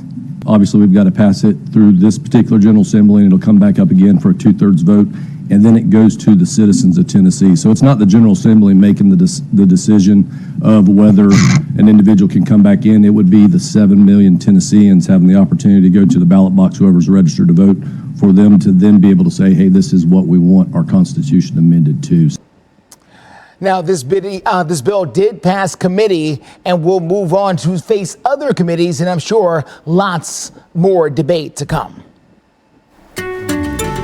8:12, quick check of your weekend outlook. We're almost there today. 45 degrees, no warmer than it is right now. Weekend, much warmer. 65 degrees on Saturday. It's one of those days to start making plans now, so you have something to look forward to by the end of the week. Much warmer. Rain likely, though, by the end of Saturday, getting ourselves into Sunday. And we're talking about late Saturday night into Sunday morning. Here's the timeline for you. We'll stop you here at 8 p.m. on Saturday. I just went through everything that happens the rest of this week. Nothing pops up, just sunshine. So very carefree forecast. Here is 5 a.m. though going into Sunday, and then here's 3 p.m. going into Sunday. Rain moves in during the morning and lingers with us through a good portion of the afternoon. Steer clear traffic for you this morning. Let's get out to I-65 near Armory Drive on the south side. If you've got that doctor's appointment over there, 100 Oaks at the Vanderbilt Medical Mall, you're doing fine out there. Nothing serious is going to slow you up in that direction. We're also following traffic over here on Ellington Parkway, not too far from Trinity Lane. This has been a big area for potholes over the last few moments. So please watch out there as NDOT crews and TDOT crews will do their best to try to fill those, but they've got a lot of ground to cover. Well, state lawmakers are renaming a bill designed to keep mentally incompetent people accused of crimes off the streets, and they're naming it after a Belmont student who was killed. We're going to tell you about the bill involving number 1640. That's the House bill number up next. Plus, they're popping up all over town. Our own Peyton Hughes is taking a look at those pesky potholes and what part of the city they're popping up in the most. It's not extra to want extra. Good morning. This bill will now, with the adoption of this amendment, will be called Jillian's Law. In local news this morning, state lawmakers renaming a bill designed to keep mentally incompetent people charged with crimes off the streets. This does come after the death of Jillian Ludwig. So the details here, of course, Jillian Ludwig is the young lady you see here on your screen. She was at Belmont University. She died in November, and her death is what inspired this legislation. Her parents are urging lawmakers to pass it. Shaquille Taylor, by the way, faces charges in connection with Jillian Ludwig's death. Taylor is accused of firing the stray bullet that killed her. And Jillian's Law, as it's being called now, just approved by a subcommittee. It is now headed to the House Criminal Justice Committee. Lawmakers also say it would be applied to about 200 people. For perspective here, 200 people per year. 8:16 right now, and we've had a very busy morning in steer clear traffic. Let's check in with Justin McFarland right now and see whether things are quieting down any. All right, well, things are, quieting down. They're different, that's all. I wouldn't say they're any more busy or less busy. It's just different sides of town are starting to perk up with a little traffic here. Let's get started right behind me here. This is going to be the Ellington Parkway area, very close to Trinity Lane. This has been an area plagued with potholes over the last few days here. The slow goes because of congestion, but also people, I'm sure, slowing down to deal with those kind of issues that are out there. So we'll continue to watch that. We're also watching here. This is going to be I-24 Waldron Road, making that drive in from Rutherford County. Bit of a slow go here. We had an earlier crash closer to Bell Road. We understand that crash is cleared, but still lots of congestion out there, and that drive is still over an hour. You make that drive in from the Murfreesboro area. Overall, though, we were continuing to talk about the potholes out there in the area. Let's get over to Fox 17 News, Peyton Muse, who is telling us about the big effort across the midstate as drivers are having to duck and dodge some of those potholes out on the road to avoid those flat tires. That's right, Justin. So we asked you guys on Facebook where some of the worst potholes are. We've got Gallatin Road, Briley Parkway, Lebanon Pike, and Charlotte Avenue. And the city says that they're working to fix the roads all across Nashville as quickly as possible. Potholes can be dangerous if you hit one on the road. Nashville's Department of Transportation tells us more than 1,900 potholes have been repaired since last week. Now, 1,992 to be exact. Just yesterday, they repaired almost 1,200. Crews are clearly working hard to get these roads patched up. Now, the mayor's office is asking everyone to slow down on the roads and give crews room to work. NDOT says so far there's more than 500 requests for pothole repairs on Hub Nashville. If you see a pothole and you want the city to know about it, go online at hubnashville.gov. They also have an app, or you can call 311. In studio, Peyton Muse, Fox 17 News, your code red station. 8:19, your time taking a look at your forecast and doing that by meeting our dogs of the day. Taking a look here, we've got Callie and Tootsie, sent in by David and Sherry Race from Spencer here. And take a look at these two pooches. Hopefully they are watching the newscast right now, because I'm going to tell you exactly when you can go for a walk. 39 degrees at 9 a.m., 44 degrees at noon, 47 degrees at 3 p.m. So good looking day. Or maybe you just want to be lazy today. Check out Daphne, sent in by Chris from Hendersonville. Maybe not wanting to go for a walk so much there. But again, temperatures not going to move a lot today, but they're going to continue to get better each day. So the dog walking forecast will get better each day. Fairly overcast, but there are still some peaks of sun that we'll see on and off throughout our day. How do you submit your photos? We want your photos. They're very easy to get, and I have to find them all in one place because we go in order, and that way I know you sent it to the right area for me to find it. So go to Facebook, meteorologist Greg Bobus. It's the pinned post at the top of my Facebook page, and that's where you can submit name, location if you want to, or even some fun facts about your four-legged friend if you want, and I'll share those with everyone else. Taking a look at the weekend, here's the sneak peek. Much warmer, rain likely Saturday late in the night into your Sunday. 7-day forecast. It's good looking. 45 today. 30 degrees overnight tonight, so tomorrow morning is going to be about 10 degrees cooler than this morning was, but that's because this morning we woke up to cloud cover. It's kind of like when you go to bed and you wake up, you have a blanket on, you're nice, warm, and cozy. Well, tonight we lose that blanket of cloud cover, so you're going to wake up a little bit chillier. 59 degrees on Thursday, 61 on Friday, 65 on Saturday. Warmer nighttime temps take us into the upcoming weekend, but Sunday will be that good chance for some rain when you're waking up and going into the afternoon. Greg, thank you. A good looking forecast for sure. After the break, pushing for a cure. The call to action by those impacted by cancer.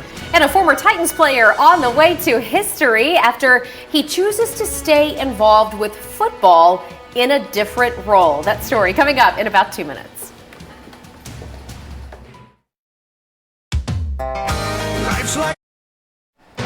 At 8:23, we have a Fox 17 News breaking news update out of Robertson County, where we now know the name of a man killed by Springfield police officers. This happened overnight. What we do first want to show you this video of the scene, courtesy of Smoky Bar News. TBI says Springfield police were called to Blair Street around 11 p.m. for reports of a stolen car that had crashed in the middle of the road. Well, once they arrived, TBI says the man driving the stolen car, his name Kevin Chapman, started shooting at officers. Officers say they then returned fire, ultimately hitting Chapman. He was taken to the hospital, and that is where Chapman later died. TBI says no officers were hurt, but their investigation is ongoing.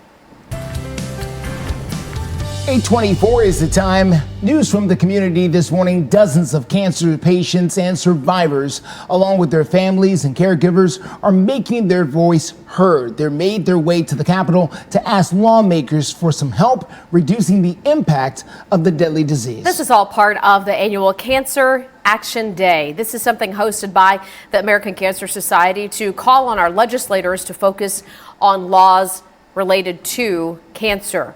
The group is asking Tennessee lawmakers specifically to allocate $13 million to help children stay away from things like e-cigarettes. Unfortunately, big tobacco markets, they spend over $280 million in Tennessee annually on marketing, and we know that companies like Juul have intentionally marketed to children and youths. Now, Michael went on to say around 19% of the youth in Tennessee use e-cigarettes. That's 1 out of every 5. Yeah. Well, it's why we've seen recent programs for children in some of our schools talking about the dangers of vaping and e-cigarettes. So. Yeah. All right, right now at 8:25, Greg is here to deliver some, well, I guess we could say improving news in the forecast. That's a great way to put it. It is, because today's kind of stagnant, but everything improves hour by hour once we're done with today. And today's by no means a bad one. If we could have had today 3 weeks ago, we would have been so happy. 39 degrees. If you're getting out and you're getting the shoelaces, tied up and tightened and ready to go, getting that morning run, getting that morning jog in. 39 degrees at 9, 40 degrees at 10, and then we'll stay in the low 40s all the way until we get to about lunchtime. Little breeze out of the north will make it feel a little bit chilly at times if you're running in an open area. Taking a look at our Metro Center camera, we've got the clouds along the horizon here, but there is some sunshine that is beaming down. So we're going to get these periods on and off throughout the day of clouds and then sun and then clouds and then sun. The next weather maker is the big story going into next half hour. It is going to be a nuisance to a part of your weekend. And I got a new timeline for you. Which hours you may have to avoid being outside for a little bit, coming straight your way as we go into our 8:30 half hour. Steer clear traffic. Want to tell you about this crash that we just picked up very close to I-440. You can see there, this is an injury crash. Lots of people there on the shoulder of the road. I-65 right at I-440 as you make your way towards 440 East in particular. This is going to affect those of you trying to get to the airport in particular. That's what we're talking about. If you're coming from Franklin, Brentwood, making that drive into town, and normally you would take 440 to get over to I-40, which eventually will take you to the airport. That's where the slowdown is going to be. Drive time overall is around 45 minutes making your way in. You seem to run into that slowdown right around the Oak Hill area, and that follows you all the way through. You can take Franklin Pike as a good way to try and steer clear.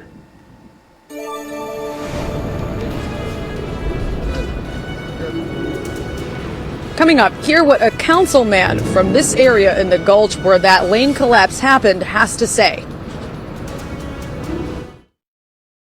True or false? You should never hire an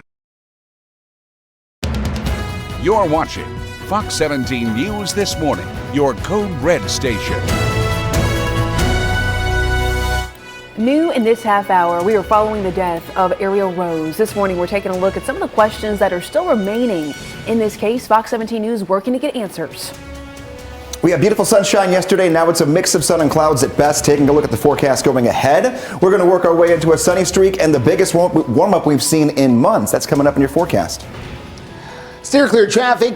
Still watching that crash on I-65 right at the I-440 junction where there's some injuries involved. We're going to tell you the best ways to steer clear. Okay, I do want to thank you, though, for waking up with us here on a Wednesday morning. For Fox 17 News, I'm Erica Glover. And I'm Jennifer Waddell. We're glad to be your live local news source through 9 a.m. And we update you this morning now on a situation that's been developing in the Gulch. First it was all the complaints about the noise due to construction. Well, now it's a road collapse, also reportedly connected to construction in the Gulch. A road collapsed yesterday afternoon, and now that area in the Gulch is shut down for the most part to drivers. It's a mess. And right now, Fox 17 News' Karen Aguilar joining us live from the Gulch. She's speaking with folks out there who say it's having a big impact on them living in the area and working in that area. Absolutely. And just to give you some context of where that lane collapse happened, it's actually across the street there behind that blue barrier. We weren't really able to see past it, but I want you to take a look at your screen to what we did see yesterday. That is a massive hole taking over that lane. It engulfs it. The National Department of Transportation says it collapsed because of construction by a company called Yates Company. As you've mentioned, we've heard multiple complaints from people here in the Gulch about that construction company. One man telling me earlier that the foundation of a crane had issues in his building. And even just last week, Metro Councilman Jacob Coupin says there were issues where construction was at, where a building was having issues at their structural level, and those issues caused people to lose their internet. Take a listen to what he thinks should happen. Development needs to happen, growth needs to happen, construction needs to happen, and with that comes lane closures and challenges. But it shouldn't be roads collapsing, it shouldn't be massive loss of internet, it shouldn't be overnight massive disruption. This is obviously a problem for the people here in the Gulch area and even other people outside of the Gulch area who are just driving through here. There's no traffic at this moment, but with this one lane closed, we could be expecting that to happen. And a word that I've also heard is that it's frightening. I mean, I just mentioned a man that told me about a crane whose foundation wasn't working. Take a look at this crane behind me. Look how big that crane is. Can you imagine the fear of that foundation not working, much less a lane that has collapsed? That's just one of the many issues and complaints that we are hearing from Yates Construction Company. Now, I just called them about 30 minutes ago, left a voicemail trying to demand answers. So we're waiting to hear back. Reporting live in the Gulch, Karen Aguilar, Fox 17 News, your Code Red station. 8:33, looking at your forecast, and we are a little bit cold this morning. We have a little bit of on and off cloud cover mixed in with our sunshine. Taking a look here, what are we watching for today? The big three things: cool for today, warming up for tomorrow, and then finally sunny the whole day starting tomorrow. That's our next weather maker, is a calmer pattern. The next weather maker that brings in rain is going to be the back half of our weekend. Mornings will stay cool even when we have the warm up and we have the sunshine. When you don't have any cloud cover at night, you can't keep it warm. We'll fall in the 30s the next 3 nights. Here's what I mean by mix of clouds and sun. We're going to look a little bit on and off here throughout the day. It's not a completely overcast day, but more clouds than sunshine. 45 degrees today. That'll be about 4 or 5 degrees colder than the average high temperature on this day. So we'll call it a cool day. It's by no means really cold for this time of the year. Later this week, though, definitely warmer than what we're supposed to be. We'll go from 45 degrees to 65 degrees on Saturday. Looking at your 7-day forecast, we'll have a couple of 50s and 60s put in there for Thursday and Friday. Got to focus on Sunday more than anything else, though, because if you're making weekend plans, a good chunk of Sunday will have the potential for rain that will time out for you. Steer clear traffic out there for you this morning. I want to show you that slow drive coming in from Franklin to downtown Nashville. There, 45 minutes is what we're talking about. The slowdown is in part because of something that's happening on I-65 near Armory Drive. As you make your way towards 440 here, you can see this is an injury crash here on the shoulder. There is actually far less people than were here a few moments ago, so that is great news. What you want to try to do if you want to steer clear is take Franklin Pike to get around some of this. It's really going to affect those who want to take 440 towards the airport, which I know a lot of people like to do if you're coming in from Brentwood and Franklin. So heads up, you want to add another 10 to 15 minutes to that drive. Other things we're following on the north side. Here's TDOT getting ready to leave, I believe. This slowdown at I-65 near Dickerson Pike on the north side. Disabled vehicle here on the side of the road. TDOT, I believe they've done all they can for them, so they're moving on at this particular moment. You can take Ellington Parkway or Dickerson Pike. It's the best ways to steer clear from this slowdown.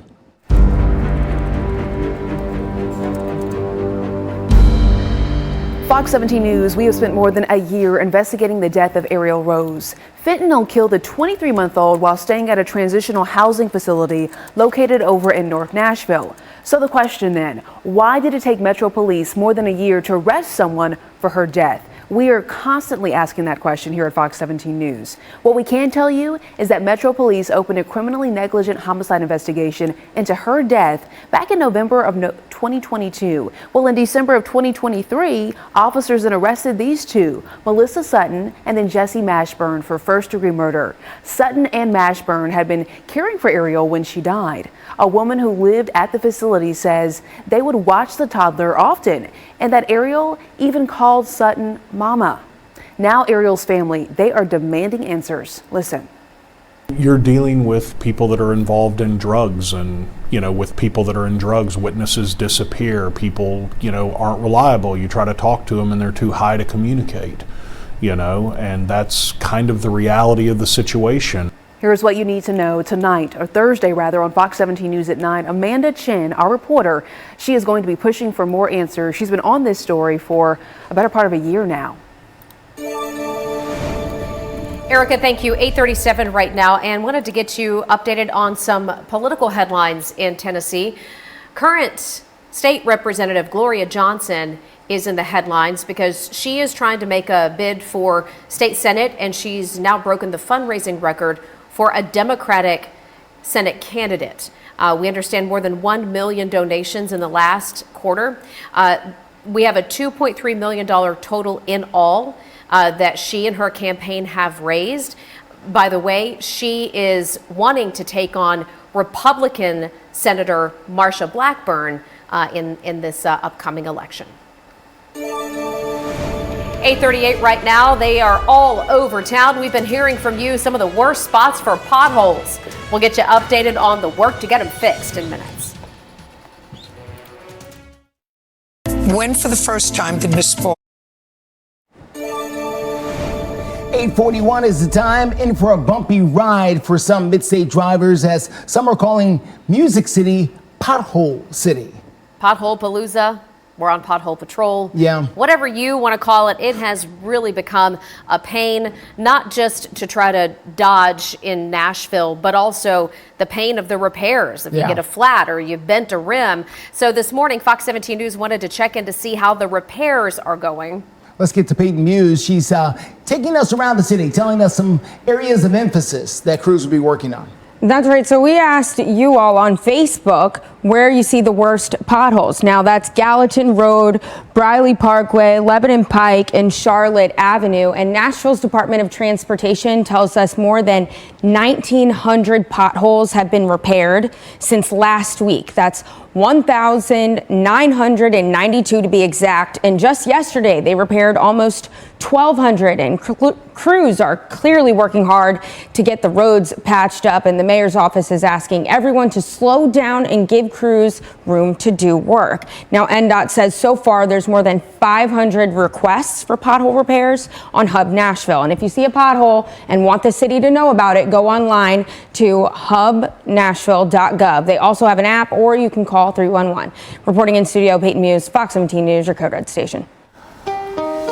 All right, Peyton, thank you so much. Let's take a quick look at your steer clear traffic over here. This is going to be I-40 at Fester's Lane.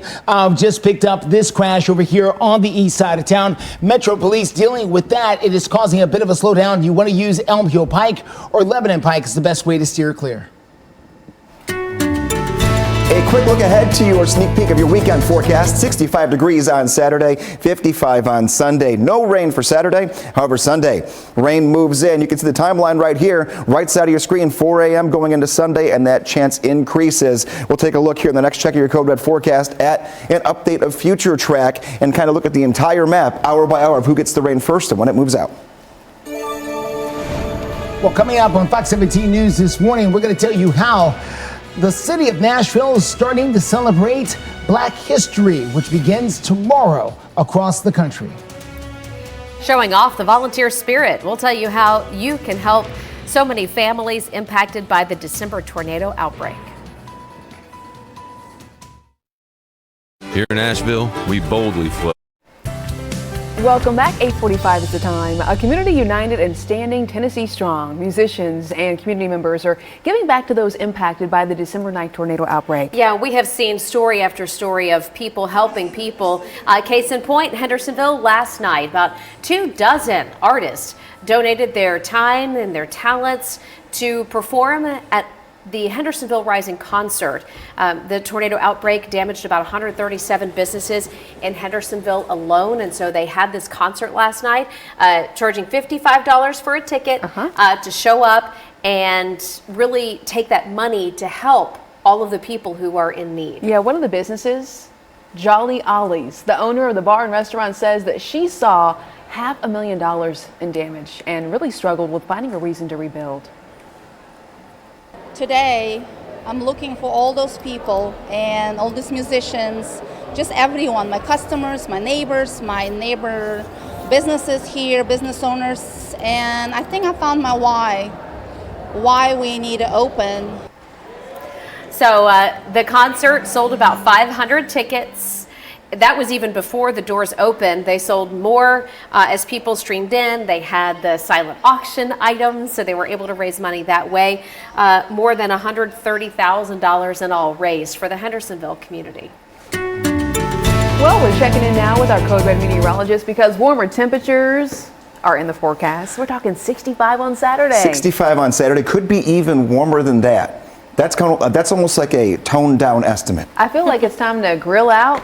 Start planting. Well, you know, when you feel those temperatures, you get a little excited. Yes. You really do. Now, also know that if you're new to the area, February is that month. Then we get tricked. We could go from 65 to ice storm in the matter of weeks. Right. So exactly. Just don't think that this is, we're done. This is just a nice break for right now. Taking a look, this is Lower Broadway, getting ready for the upcoming weekend, and I bet you people are going to be out in droves wanting to get rid of their cabin fever and just get out of the house for a little bit. Whether you're heading to Lower Broadway or you're going to be a little bit outside of downtown, forecast looks good. Also good for a car wash. I bet you the lines are going to be way backed up to get car washes here the next couple of days. If you get one today, it will last you all the way through Saturday without getting a drop of rain on it. Not bad. We're yeses all the way across the board. This is Future Track just rolling all the way through the rest of this week. Nothing. Here's 8 p.m. on Saturday. I want to work on the weather maker moving in for us here late Saturday night into Sunday morning. Here's 5 a.m. going into Sunday. Still dry. So if you're up very early on Sunday, not seeing the rain just yet. But by the time we get to late morning and then early afternoon, rain overspreads. No yellows, no reds on this model of Future Track, which I agree with. We're not looking at thunderstorm activity just yet. Things can change in 5 days, but as of right now, this is the preliminary timeline, morning into the afternoon, and then pulling away toward the evening, and finally out of here by the beginning of our Monday, and then we go back to a calm period once again. Your 7-day forecast. There's that good stuff here. 59 degrees tomorrow, 61 degrees for Friday, 65 on Saturday. As we mentioned, those numbers could go up a little bit, and even the nighttime temperatures get better leading into the weekend as well.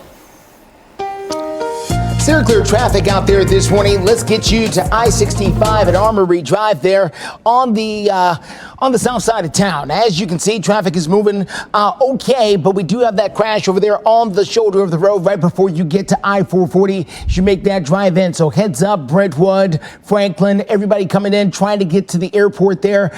This is part of your drive. You're going to try to use Franklin Pike or give yourself at least another 10 to 15 minutes in order to steer clear of that. Here's the drive coming towards the airport. You can see the airport exit is wide open. No problems out there at all. We're doing good. The drive into town, a bit slow. We had a crash near Fessler's Lane that just cleared up a few moments ago. So hopefully the traffic will start to flow in a little bit better there from the Donaldson area. Well, we are one day away from Black History Month kicking off, but the celebration's already underway in Nashville, especially when it comes to the arts. The National Museum of African American Music holding a gala reception and award ceremony. We're showing you some video here, letting you know it's the second annual Black History Honors celebration that they've held. Our Fox 17 News crews caught up with some of the attendees and award presenters and recipients right there on the red carpet. Have a listen. It's our history, it's gospel, it is the soil of who I am as an entertainer, as a singer, as a woman, and I'm here to pay my dues to what has worked for me. It celebrates our history, our legacy, who we are, from baseball museums to the art of African Americans, so I'm just glad to be a part of who we are. Well, the Legacy Leadership Awards went to outstanding African American museum leaders, preserving history and also preserving culture. 8:50 is the time right now. Let's talk football. We have a former Tennessee Titans player who will make history next month. Terry Killens will become the first person to play in and then officiate a Super Bowl. That is according to ESPN. You're looking at him right here. Killens played for the Houston Oilers, Tennessee Titans, from 1996 to 2000. And he was a backup linebacker for the Titans when they went to Super Bowl 34 against the St. Louis Rams. Yeah, so he became a football official in 2013. He was also named coming up next for his role in the next Super Bowl. That's when the Kansas City Chiefs take on the San Francisco 49ers. That's going to be in Las Vegas. Just a cool story here. Love it. All right, 8:51 now. A $32 million home selling in Belmead. And it's a record-breaking sale for a private home that's not being developed into something else. We're talking about the Frist family that owns this home, tied to the Hospital Corps of America. Well, the Frist family just made a lot of money selling this home. Yes, they have a foundation, and we're showing you some photo here. That's mission, they say, is to make the lives of Nashvillians better. Also created the Frist Art Museum through their charity. Dr. Thomas Frist is the co-founder of the HCA. The Frist family bought this 50-acre property more than 20 years ago. So the home sits, as Erica mentioned, on about 50 acres, 20,000 square feet, 5 bedrooms, several entertaining spaces. Steve Friedrich, representing the family when they bought the property, and says this building was a passion for Dr. Frist's wife. To create something of that scale and to keep it a warm feeling is not an easy project. Anybody can build a big house, but to make it a warm home is a whole different ballgame. Well, they accomplished it in this house. The home originally was priced at $40 million, but they came to an agreement of $32 million. How about that? We have an update this morning to some breaking news out of Robertson County, where a man has died after a shooting involving police officers. We'll get to that update in minutes. With Fargo, the new virtual assistant from